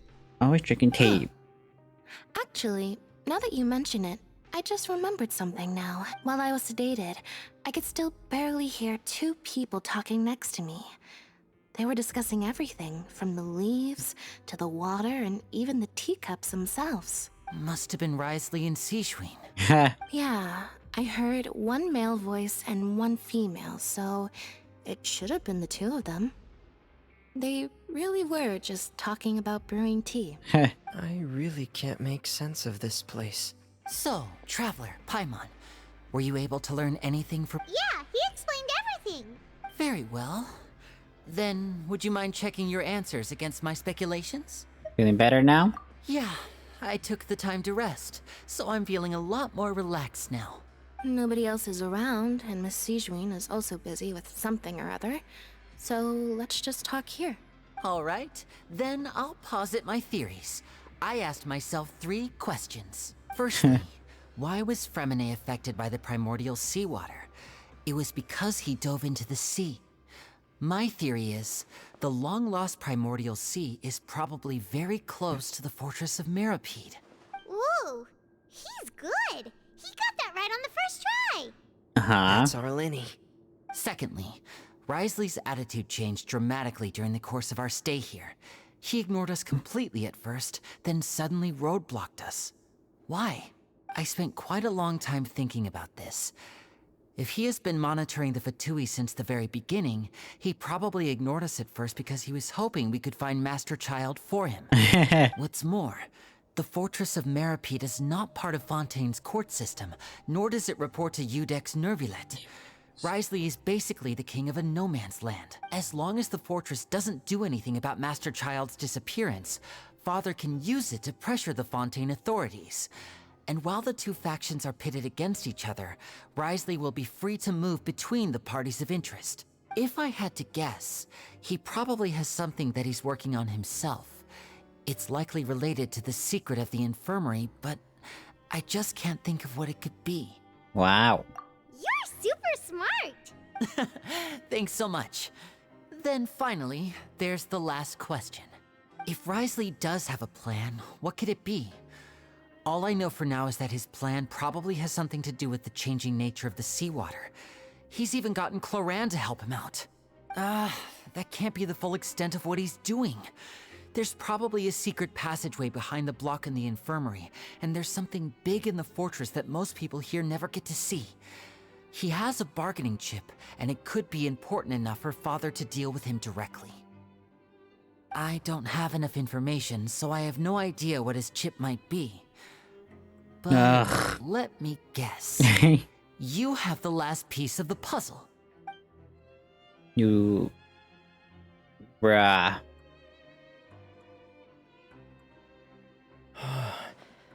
I can't believe it. The sea will engulf everyone. Just like the prophecy said. Who even made this prophecy? Like, I want to know who actually, you know, spread and created this prophecy. Because obviously they know something very important. Could Wriothesly have wanted to meet Father to figure out a way to deal with this crisis? If you remember, I once mentioned that Father sees the House of the Hearth as her base of operations, and she truly wants to resolve the crisis. But how could Wriothesly have known that? Or perhaps he didn't know, and just wanted to bring Father over to his side? Which could be why he said he just wanted to negotiate. Yeah, that makes sense to me. I understand your concerns as well, Traveler. I'll figure out a way to pass this on to our father. No matter what, we're on your side. Ugh. The two of you have already aided us far too much. We probably wouldn't be standing here right now if not for you. If you ever need anything else going forward, please come to the House of the Hearth at any time. Though you may not share the sentiment, after all that we've gone through together, the three of us basically see you as family now. You have my gratitude. Thank you for protecting Linny when it really mattered. And thank you for sharing the secrets of the fortress with us. We didn't think you were going to do it. Why are you being so formal all of a sudden? Don't mention it. Oh, what was that? Lunchtime. Paimon's hungry. Ugh. Oh, you've done so much already. Go get some food. Alright, then we'll catch you guys another time. Alright, she didn't even hesitate. She did not even hesitate. It's time for dinner. Welfare meals now being served in the coupon cafeteria. Okay. Come on, let's go pick up ours as well. Traveler and Paimon, over here. Are you here for dinner too, Miss Sijwin? Please don't give us any blue meat. And I'm taking the opportunity to prepare Miss Cloran's dinner as well. Huh. You're right. She's actually sitting in the fortress cafeteria. What would you like to eat? We can choose? I've already talked to our chef, Mr. Wolsey. It's all on me today, so you can get whatever you'd like. I want... Then I'll have the tastiest stuff you have to offer. Biggest taste... Girl, we already know she's a Melusine. It's not gonna work in our favor. Me too! Don't forget Paimon! No problem. Just leave it to me. She gave us blue meat. Oh, we're bursting with flavor. Oh my god, I can't even read this. So delicious. Amazing. Paimon's so happy. Paimon wants to feast like this every day. Feeling full yet? How's the food? Delicious. It's great. Exquisite, besides the milk. I'm so glad to see you all so happy. Oh, see the expression on your face just now? The muscle here just moved, which suggests that you're feeling quite relaxed at the moment. What? Sijwin, do you do this to help your patients or to better understand human beings? A bit of both, I suppose. I'm a Melusine, which means I'm very different from human beings. I must know what you're thinking if I want to take good care of you. You're really good at taking care of people. Even though you're so short, you still talk and act like an older sister. Really? Even though you're so short? You're reminded of an older sister? That's great to hear. Oh, and what did you mean back in Wriothesly's office? When you said that you were protecting Linny and his siblings as well. Oh, that. I just asked His Grace to look out for those children, especially that diver boy. I was getting a bit worried after hearing that something was wrong with the water. Thankfully, Cloran is very strong and managed to save him in the nick of time. His Grace also sealed the pipes after Cloran left, to make sure that Linne wouldn't impulsively chase after his brother. Although the path was blocked, we still stationed some guards there to stop anyone from approaching. They were instructed to only open the door once Miss Cloran had returned. Oh, and I was keeping an eye on Mr. Linne as well. We had to press him, but we couldn't allow him to be in any real danger. You were all super considerate and really thought everything through. It's just what we do down here at the fortress. At least this has been His Grace's style for as long as he's been the leader. Oh, I really wish Monsieur Nervula would come down here more often too. I feel like he'd like it here, with all the darkness and chaos. What? But that doesn't make sense at all. It's hard to imagine Nervula outside of his office. Get a good night's rest, you two. You both worked very hard. Yay! So much has happened. Paimon just feels absolutely exhausted now that she's finally relaxed. Paimon's super sleepy. Are you sleepy too? Yeah. Now we're gonna have to dream about child. Oh, already. Wow, she really immediately fell asleep. Delicious. Paimon wants seconds. For free. For free. Good night. Aww. And then... Get out of my way! What? What happened? Why is everyone running? No idea, but something must have happened. Stop asking! What? Who's yelling? Paimon still wants to sleep. What's that sound? Paimon, wake up! Oh my god. That freaking alarm just freaked me out. I thought it was something in real life going on. Don't ever do that.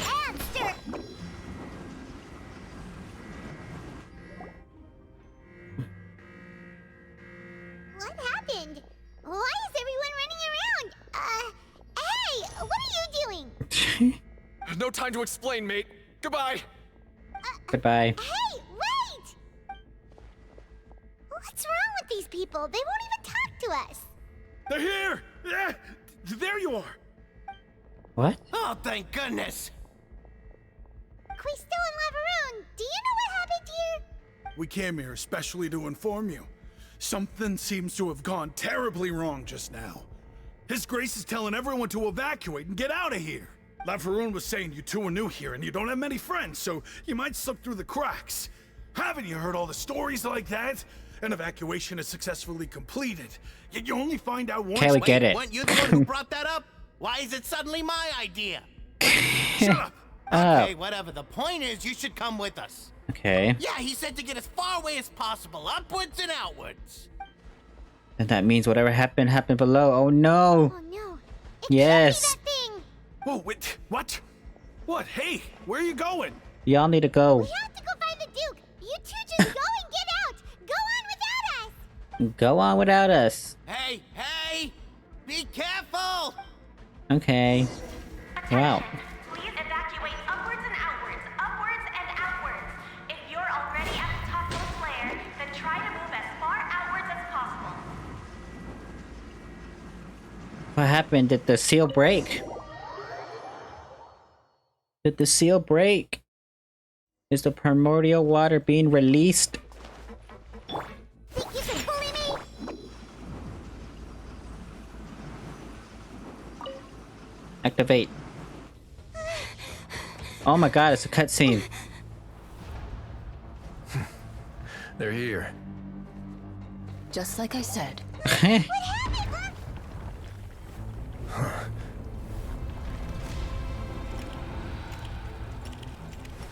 You're just in time. But be ready to run. Be ready to run?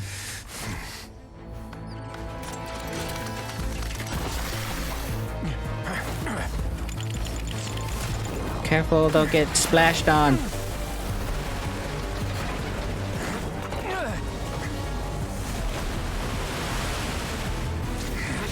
Ah. Ayaka? I was gonna say Shenhe, but I was like, Ayaka?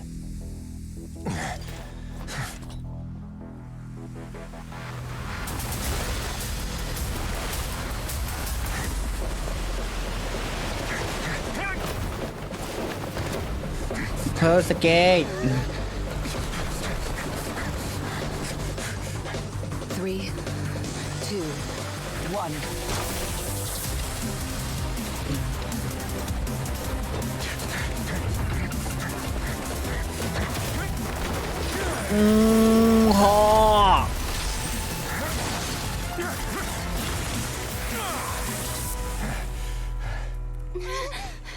This won't hold it for long. Find Neuvillette. Tell him the defenses are about to collapse. Then what will happen to you? Until he arrives, we're the last line of defense. What are you gonna do, Chloriette? Electrocharge the water? The gate. How long do you think it'll hold? That depends on us. Okay, that was a crazy cutscene, and now I really want to pull for... What do you call it? Wriothesly? Neuvillette, why are you here? Wow, it took us Traveler, there. I need you to head to the Opera House immediately. Farina will soon be meeting with the knave there. You must protect Farina, and make sure she doesn't spend too much time alone with her. Okay, you can explain everything else later to me. Will do. You have my sincere... Now go to the freaking fortress. Let's go. Can I swirl these? Oh my god. Look, there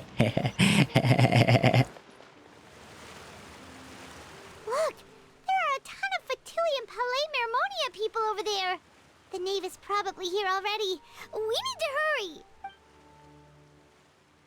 Are you two the traveler in Paimon? Yes. Monsieur Neuvillette, though I'm sure he's already explained, this should be a mostly Come on, girl. They do have tails. I bet she's sweating bullets right now.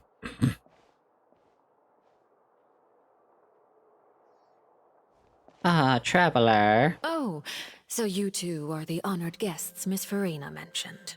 Of course, of course. How could they not attend a meeting such as this? I must always have 2 or more guests at my dessert table.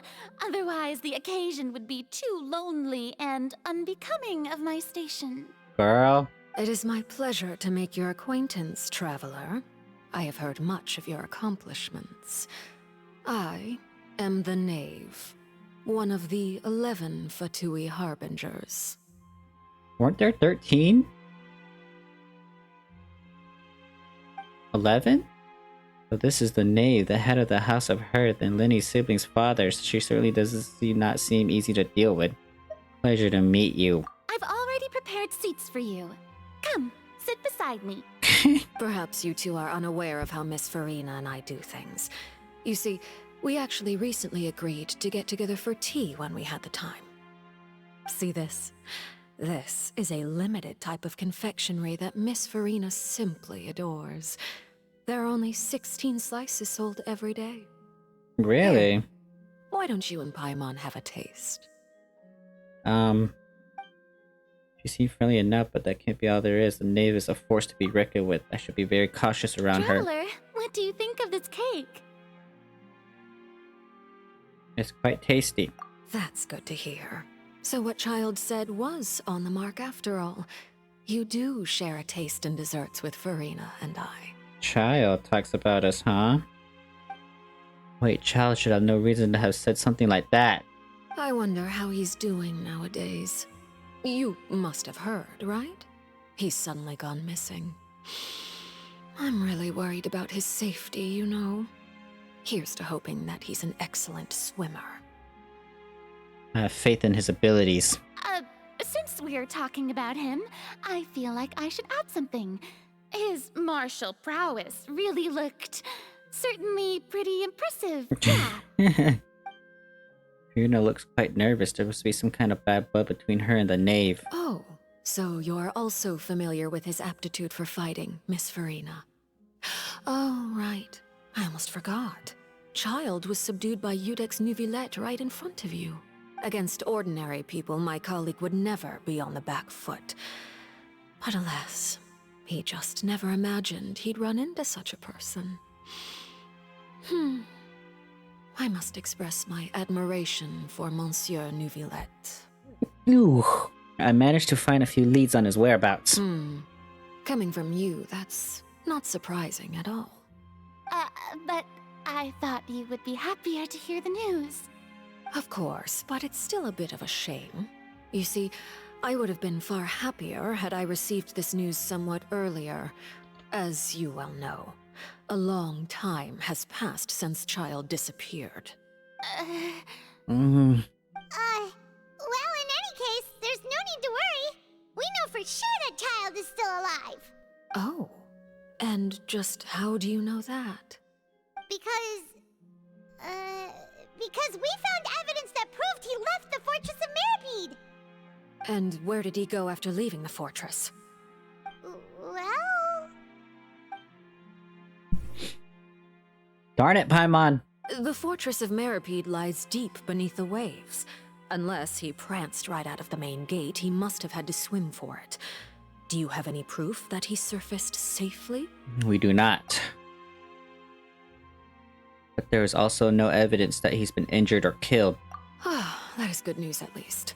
His sister Tonya sent a letter to Fontaine not too long ago. Since he was unfortunately unavailable, I picked it up on his behalf. Do you have any idea how he usually writes back to his family? Dear Tonya, your letter made me feel like we were still enjoying our time in Snezhnaya together. I'm currently admiring the scenery on the streets in front of the opera house. Is it something like that? She's turning out the pressure. I'm not sure if I'll be able to convince her, but I can at least try to distract her from Farina. That sounds good to me, yes. All letters tend to follow the same few formats anyway, right? As long as the contents are accurate, it doesn't matter so much how it's written or how it's worded. Girl, just be quiet. Hold on. The water in the teacup is shaking. I suppose this is also a sign of things to come, Miss Farina. I don't quite understand what you're trying to say. Have we entered into the next stage of the prophecy? She just mentioned it. Oh, another cutscene? What?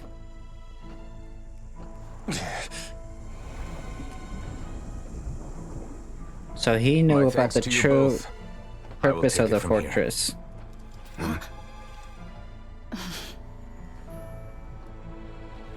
Sure you don't need a hand? Quite sure. Wow. So, what's your secret, huh? Let me guess. Nah, who knows? Maybe it's just your sense of responsibility. Sounds about right. Wait, so no one knows that he's the actual Hydro Dragon yet? Can we see his true form?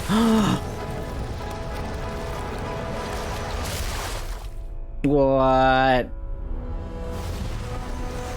Oh, this is what we saw in that freaking trailer.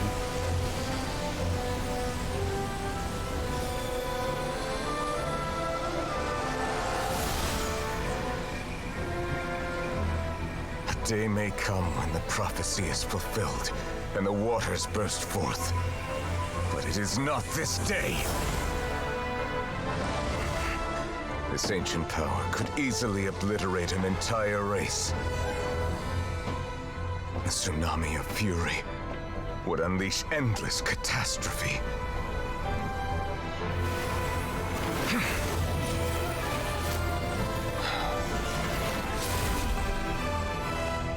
He sealed it. This sentence is too severe. Forgive me for overruling it. Uh-huh.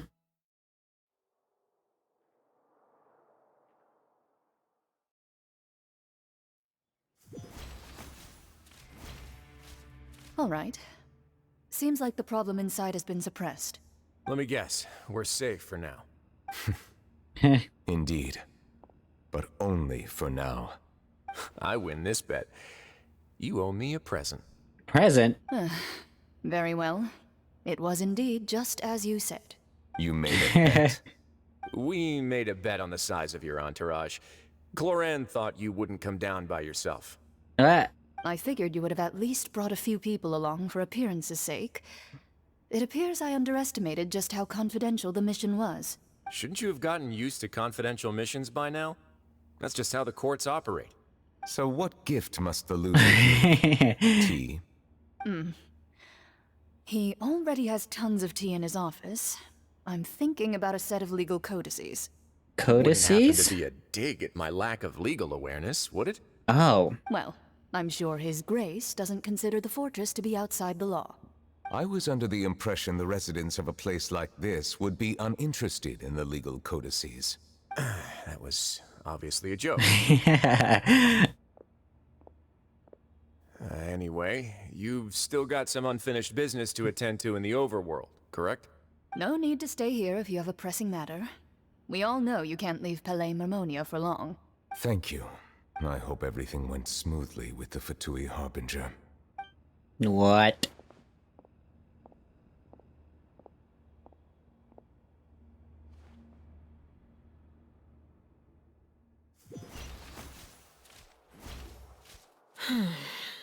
I must say, we've spent long enough playing house.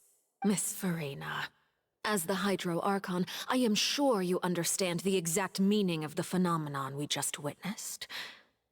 Or should I say, that's what I originally thought. But looking at your expression, was I wrong? And you haven't a clue? What are you trying to say? At this point, I don't think there's any more need to speak as diplomatic representatives. Allow me to speak to you now as just a Fontanian. You know the prophecy by heart, and also that every part of it is being proven true. Yet, here you are relaxing, drinking tea, and eating desserts as if it's all nothing more than a few stray bugs in your garden. Do you really think that's acceptable? The prophecy's hanging above our necks like a guillotine. Every faction is looking for a way to either avert the disaster or save their own. Even the orphans of the House of the Hearth have devoted everything to saving their homeland. But you? It beggars belief just how nonchalant and carefree you have been. From the very beginning, you, the god Focalor, you have utterly failed to take action. What? You're wrong. I've never ignored the prophecy, nor have I just been passing the time in self-indulgence. Retract your accusation and stop doubting the wisdom of the gods with such absurd conjectures. I am not alone in my doubts, you know. All the children of Fontaine may be harboring the exact same thoughts right now. Oh, great Hydro Archon. How are you going to save them? Save us? How are the people you've sworn to protect supposed to survive in a land that will soon disappear beneath the waves? I have my ways, and I've been working on them for all this time. Even if you look down upon me, you have no right to judge me. Fontaine will be saved.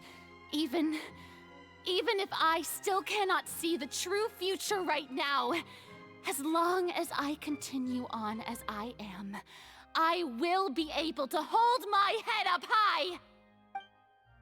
Irina's not acting like her usual self. She's actually seriously refuting the knave's accusations. She means what she says. She's not putting on a front. Then I ask you, Miss Farina, just what have you been working on? Where can we see it, and what is it doing to help?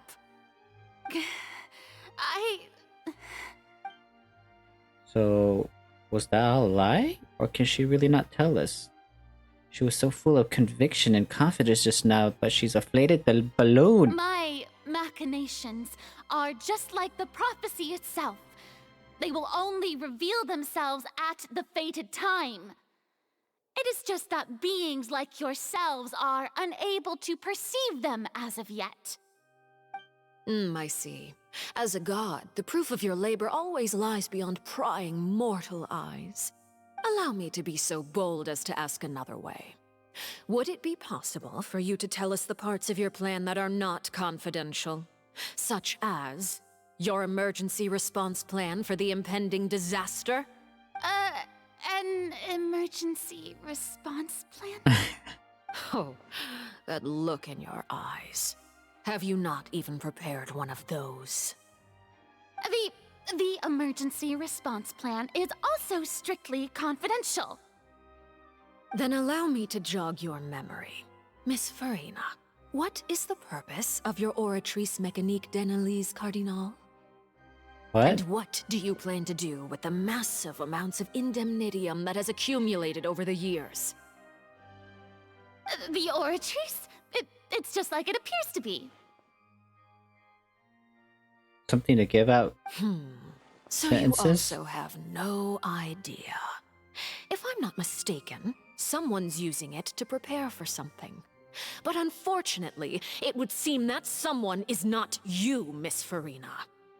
Really? So someone's taking it taking over I it? first caught wind of this when Linny tried to investigate the Oratrice in the Opera House. You see, even just getting close to the core contaminated him with an extremely large amount of indemnitium. Wait, really? But even if that had nothing to do with you, then what could you possibly be working on, oh great Hydro Archon? I don't like that she keeps saying that. Oh, right. I almost forgot. Udex Neuvillette is not at the tea party with us today. Miss Farina, I suppose you must have ordered him away to take care of some troublesome business. Yeah, yes, that's exactly right. Please keep it a secret for me. Of course I will. Although, I must say, Miss Farina, you seem quite insecure without the Udex by your side. Oh, very well. Let's stop that conversation here. There are still a few slices of cake left, so please, help yourselves, everyone. These aren't topics I can speak about. I don't even know what Neuvillette's task was. If I had to guess, he probably went to deal with the surging primordial sea, but can he really deal with it all by himself? And is Fiorina being truthful or not? Traveler, I heard that you were recently commissioned to handle a few matters on behalf of the Udex. Why don't you take an extra slice of cake? Those who work hard deserve gratitude and praise. I really hate her voice now. Me too, Paimon. Don't say her name. Thank you. Paimon will take you up on that offer. The knave proceeds to change. Uh-huh.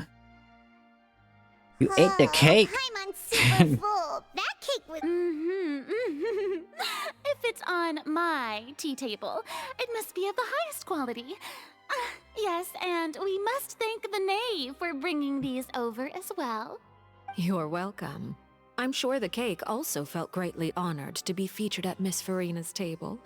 And I was merely catering to Miss Farina's tastes, seeking a chance to chat over tea. It is getting late. Why don't we call it a day? There are still a few matters that I need to take care of, so I must take my leave now. Very well. We'll end it here. Mind seeing me off, Traveler? We could use the opportunity to discuss Child before I must be on my way. Paimon's coming too!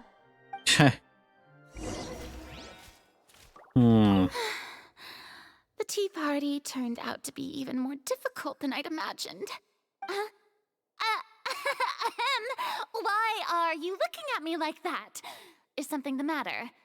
If there's nothing urgent, then I shall be retiring for now. Okay.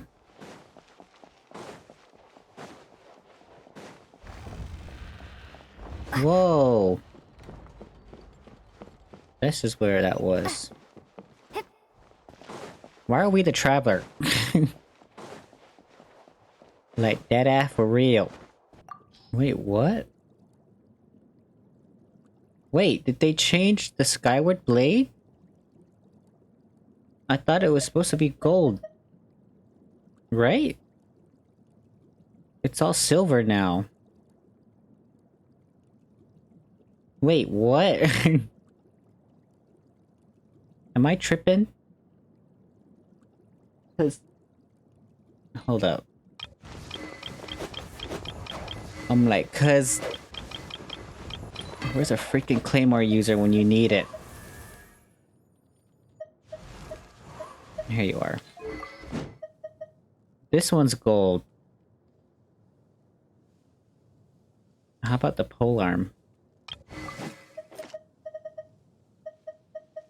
This one is gold too. Then why is the sword silver? What? I'm confused. I'm glad that you were willing to come with me. Of course, child was just an excuse. I have no interest in your dealings with him. Obviously. That's what Paimon thought. That's what Paimon thought. You lent your aid to the children of the House of the Hearth. As their father, I would like to express my gratitude. There's no need. Was there nothing else you want to say? That was all. Formal topics should be discussed in formal settings, and informal topics in informal settings. Wow. I know you just returned from the Fortress of Meropide. Relax. I have no intention of trying to get anything out of you. Linny, Lynette, and Fremine are still there, and I trust their judgment and abilities. They've all been working very hard and have always done all they can to fight back against anyone who tried to stop them. Especially Linny. You mean Wriothesly. He's a tricky one to deal with. It's unfortunate that Linny's so eager to prove himself that he can't learn to rely on others, including me. By the way, and you can just consider this a bit of idle gossip, but what's your impression of Furina? You are outside of our disputes, and the freest person in all of Fontaine, able to move around most easily. Allow me to share my perspective with you. And that's everything that happened during the trial. Master Child was declared guilty and immediately transported to the Fortress of Meropide. Didn't he say he was coming here on vacation? Does he not feel an ounce of shame for all the trouble he has caused? Forget it. He did give us an opportunity. I will be meeting someone shortly. Do you require help with any preparations? No need. I will take care of it myself. I need to meet with Furina, the Hydro Archon. She is at the heart of Fontaine. But what's fascinating about her is that she often seems more like a celebrity than a working Archon. Oh? Come over here, you little critter, you! You dare to run from me? Stop right this instant! My goal is just to discover the location of the Gnosis. But I didn't expect the chance to approach Furina to be handed to me on a silver platter. This is so easy, it's actually making me a bit suspicious. Anything left unguarded is usually just bait.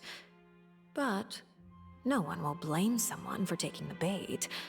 After all, from the moment it was attached to the hook, the bait is meant to be sacrificed. It's just as I guessed in the second before I struck. The Hydronosis is not currently held by the Archon. In fact, this Archon doesn't seem like a god at all. And I sense that she's under some kind of curse. Curse? Who are you? And what are you trying to do? Please don't kill me. I'm begging you, please. The fear in her pupils is genuine. So perhaps she's not bait after all. Either way, targeting her has lost all meaning. I left the scene with ease. Nobody came looking for me, and nobody could serve as a witness to my near assassination of Focalor. I suspect even Furina dares not mention this incident to anyone.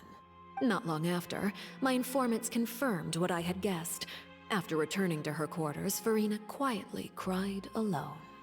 She was so scared that she could not sleep that night, nor could she even bring herself to eat her cake. There's no doubt that there's something wrong with her. I began to entertain the possibility that she is not the true Hydro Archon.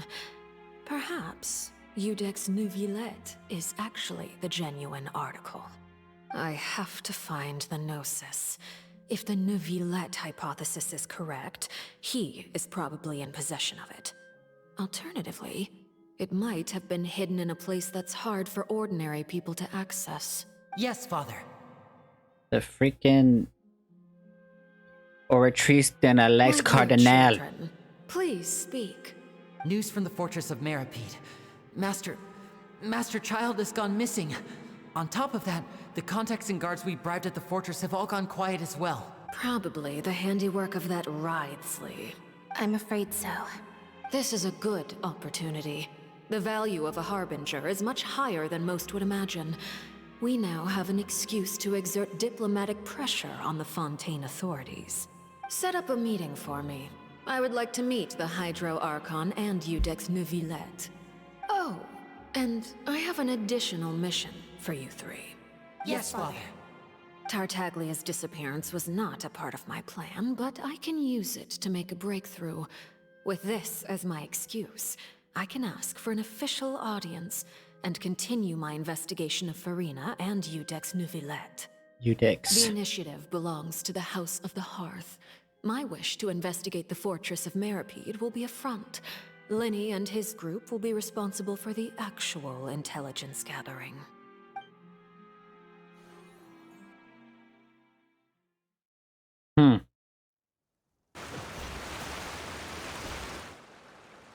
You should know the rest.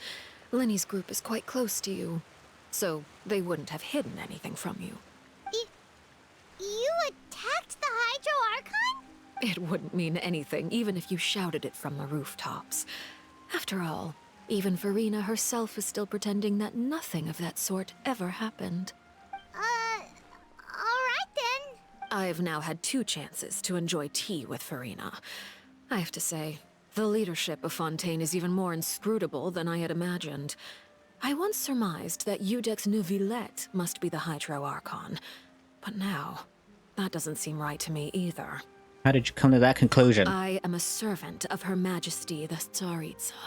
Over my years of service, I've learned how a real Archon conducts and carries themselves. Whether Udex Neuvillette or Farina, neither fits the bill. It's hard to imagine either of them as the Archon. Of course, that is all just how I feel. Gut feelings often do not require justification. It is, however, quite amusing to me that after all my years working in intelligence gathering, I've come to realize I am at a complete loss regarding the identity of the god of the land of my birth. Don't you think Fontaine is quite intriguing? A catastrophe looms, yet many secrets have yet to rise to the surface. It looks like Fontainians will have no choice but to save themselves. Ultimately, though, one must survive in order to do anything else. Should the need arise, I would be happy to cooperate with you. Yeah, no thanks. You don't need to commit to anything right now. Yeah, no thanks. I have a feeling that the situation will continue to evolve. And as your name is often connected with noble deeds, I'm sure we will work together someday. Neuvillette. He certainly returned quickly. You must want to catch up with each other, so I'll leave you to him. Neuvillette, is it over? For now, yes. But this issue will prove quite thorny in the long term. I'm concerned that sooner or later the prophesized events will occur. Thank you for protecting Farina. May we ask what happened down there? To put it simply, I used my power to force back the primordial sea and reseal the sluice gate. As for what happened on our side...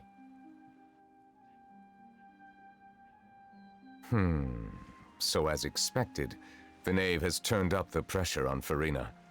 She's trying to feel her out, though I'm still unsure as to her motives. Can I ask you some questions, girl? Permission granted. Does this mean you have some deeper connection with the Hydro Archon? Whoa. It can't be that you're the real Hydro Archon, right? But that's just a speculation on our part, though. No. You can't tell us? Then that's okay. We can talk about something else. We won't try to force you. You guys in Fontaine are super strange. If by the phrase, you guys, you are referring to Farina and I, then although I'm not sure just what you are trying to imply, I must clarify that I do not share her positions on a multitude of topics. Did you manage to protect those that needed to be defended? I believe so. The fortress has a long and complex history. It has seen much grief and suffering. And now, another catastrophe will soon be upon us. I mourn this turn of events. Huh? Why is it raining all of a sudden? Clear skies suddenly filled with dark clouds. The rain became heavier, light rain soon growing to a downpour, and the moments before Novelet has just mentioned his sense of grief. Thinking back to that legend, what Firmine said, it is said that the dragon of water once resided in Fontaine. Every time it weeps, the sky clouded. Wait, Novelet, you can't be! You may be closer to the truth than you think. Oh? And what are you thinking? He's the dragon sovereign of water. The dragon of... huh? Please do not be so surprised. Okay, so it's confirmed. Huh? Furina? Where's she going?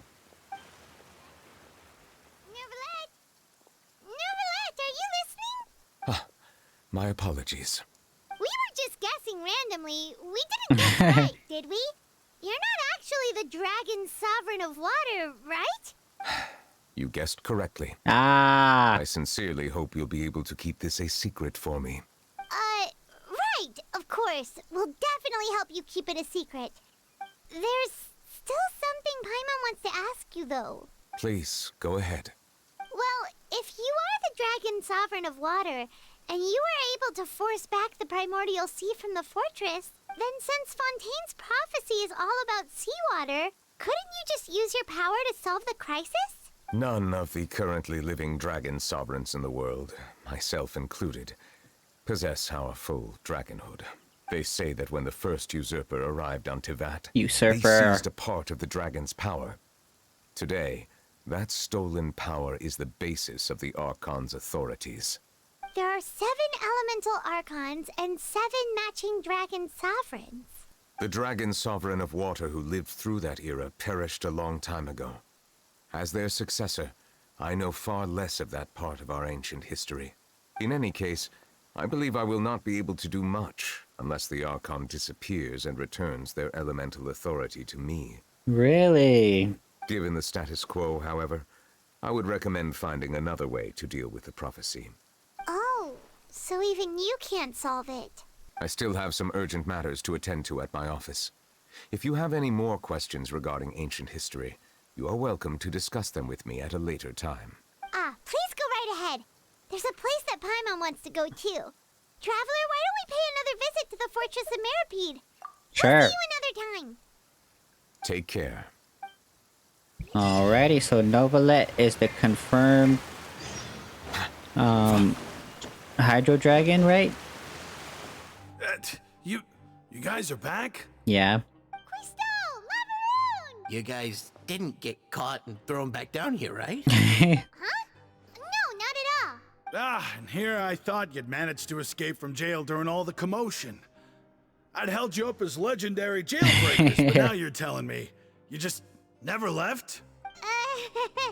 We're sorry, but we just had some business to take care of. All right. There's no need to get caught up in the details. We're just relieved to see you. He was super worried about you, you know. Hey, it wasn't just me. Weren't you super worried as well? Something like that, yeah. Oh. I was also transferred to work in the kitchen a few days ago. I can still hear Quisto mumbling to the carrots. Are those two all right? Do you think they made it out alive? Not the carrots. Whenever he'd say that, I'd tell him I'm sure they're fine. Wherever they are, they're kicking back with drinks in hand, enjoying the lovely scenery. There's nothing wrong with worrying about your prison pals, is there? I mean, considering how they always love listening to all my gossip. These two. They These sure are a two. lot warmer and friendlier than when Paimon first met them. I'm sure the welfare meals must have just skyrocketed in quality recently. Oh, well, if you say so. I'll be watching you to make sure you finish every last bite. Yeah. No. Okay, that was adorable. Monsieur Nervelet. Who is this? Hey, it's Sijuan. Sijuan. Traveler, Paimon, you're back! Are you still doing alright? Did either of you get hurt? Don't worry, we're both doing great. We're fine, but what about you guys? It was such such a huge mess. How bad was it? A few people sustained superficial injuries, but that's about the extent of the damage. Monsieur Nervillette paid us a visit. It was all thanks to him that we managed to suppress the crisis for the time being. Of course, we must also thank you for the help you provided. How did Nervillette know that he was needed here? Well, Monsieur Nervillette has strong resonance with the hydro element. When the water level rises, he can feel the waves produced. I ran into the bombshell bros while bandaging the injuries of the wounded. They were mumbling the whole time about how you just ran down without a word. I'm so relieved to see that you're both alright. If you're not too pressed for time, please stay with us a few more days. Just let me know if you get a craving for any particular dish, so I can have Mr. Walsey get your meals prepared. Oh, and please feel free to visit the infirmary for a break at any time. I'd like to take the opportunity to spend some more time observing your facial muscles as well. Your happy smiles are quite contagious, you know. They're so memorable, and I've missed them immensely while you were gone. Girl. Thank you. That is very nice of you to say. From Annette. Now guess, what suit will this next card be? A bare-teeth cat? Well, well, look who it is. Hello. Traveler, Paimon. Hello, everyone. Looks like you're recovering nicely from an A. Mm-hmm. Thanks to everyone's support. Oh, right. I managed to work up the courage to thank Miss Clarant in person. Whoa, how did she react? She told me that it was nothing. It was as if saving a life wasn't a big deal to her at all. She also told me not to worry about it. She didn't want to stress you out, that's all. She's right, and it's best not to dwell on it. Yeah. Okay, but check this out. We went back to the opera house and we met the knave. You met Father? Did she say anything to you? She said a few things that were a bit hard to understand. And also that she's looking forward to working with us in the future. Her attitude towards you is even better than what we'd imagined. That's fantastic. I think we're kind of undersimplifying things here. You should believe her. She has her own way Oversimplifying? of doing things, and she'll do everything in her power to help those she considers close, which now might also include you. Mm-hmm. Father is very capable, and also trustworthy. Oh, Paimon just remembered that she thought Linny was a bit too proud as well. She said that you should learn how to rely on others sometimes. Got it. That does sound like something that Father would say. Hey! Hey! Are you going to stay here for the next few days? No. Looks like it, yeah. No? Excellent. I will host a tea party. For real? Then Paimon wants another serving of cake. Oh my Another gosh. implies that you were already served some delicious cake while you were up there. How lovely. Well, next time, you're going to have tea and snacks with us. Okay. I'm like, okay. Courier, Miss Sijween told me you still haven't eaten. Yeah, I was working on something, so I forgot. That's no excuse for... Huh? What's you two? Hello. Lurvine, we're back! Hello there. It's been quite the mess here recently. How have you been? We're good. And you? Are you still taking the secret passageway from the infirmary to work on the ship? Yep. That is still top secret, though, so don't say a word to anyone. It can be a bit annoying when there are lots of people in the infirmary, but I still prefer taking that route over the one from the Duke's office. I mean, the infirmary does make it easier for you to slack off. What? Oh yeah? Then why are you also here so much? You two really are just using your jobs as a cover for your relationship, Not at all! Whoa. Well, glad they're doing okay. Now I got stomach cramps. Come on, say it.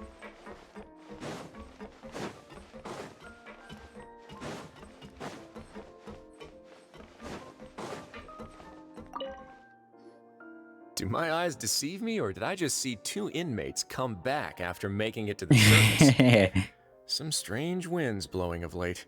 We wanted to see how the fortress is doing. Is everything still alright? We're fine, for the most part. Neuvillette came down and took care of the worst of it. If that's the case, why don't you just ask him to stay here? Oh, yeah, what a brilliant plan. Let's go convince the Udex himself to exchange the Courts of Fontaine for a puddle of water in the middle of nowhere. I don't think that's going to work. He came here in a hurry and left without even stopping for a cup of tea. He did remember to take Miss Sigewinne's gift with him, though. Gift? He sure sounds super busy. Miss Cloran has left as well. She also took her gift from Miss Sigewinne. Where's our gift? Were the gifts milkshakes? Neuvillette got the milkshake. Cloran received lipstick instead. What? Those aren't even remotely alike. Well, it's Neuvillette's own fault for making Sigewinne worried about his health by working so much. But besides that, our head nurse is still pretty fond of picking out beauty products for the ladies. Oh, and I have some gifts here for you as well. Primo gems? Are these from Sigewinne too? Primo gems? Nope, they're from yours truly. Primo gems? You've already wrapped up your work at the fortress, so you can return to the surface at any time. You haven't yet served your full prison term, however, so you may continue to use your cell until your term is up. For real? Then we could stay here for a really long time? Is food still covered? You may access the cafeteria for free. Hooray! Just remember to come complete your paperwork once it's time for your release. Really? Oh, we're still not done. We're still not done. We're back in our cell again. We're no longer prisoners though, so it really doesn't feel the same. Feels like we've regained our freedom. Being free sure feels pretty special now. Paimon, is there something you'd like to say? Huh? How did you know? Because you usually just immediately fall asleep. Hey, that's not true! Alright. Okay, Paimon just wanted to say that we really are an amazing duo after all. It's like, we've now gone to so many places together and become friends with so many people. We've never stopped traveling or stopped meeting new friends. There are so many bad things in the world, and we're just two people, but we've still been solving problems no matter where we go. Isn't that pretty cool? We're the best adventurers ever. You're counting Paimon today? Aren't you the only adventurer here? Being a guide counts too. Ask Catherine to give Paimon an adventurer hand as well. Paimon will also be an adventurer from today forward. Just the thoughts making Paimon giddy. Paimon's gonna crash, so you sleep soon too. The last time we fell asleep here, we woke up to a whole mess outside our cell. The primordial seawater nearly rose up. That was so scary. We should be safe now, right? Sure. Alright then. Good night to you, traveler. Good night. Ah. No. Aw. Wait. I was wondering, child, where is you, girl?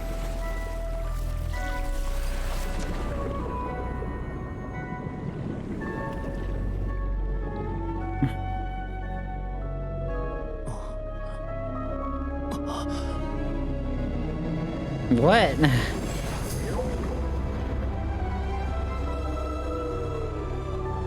Is that his constellation, girl?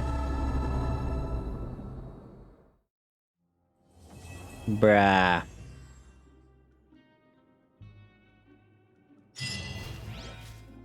Bruh.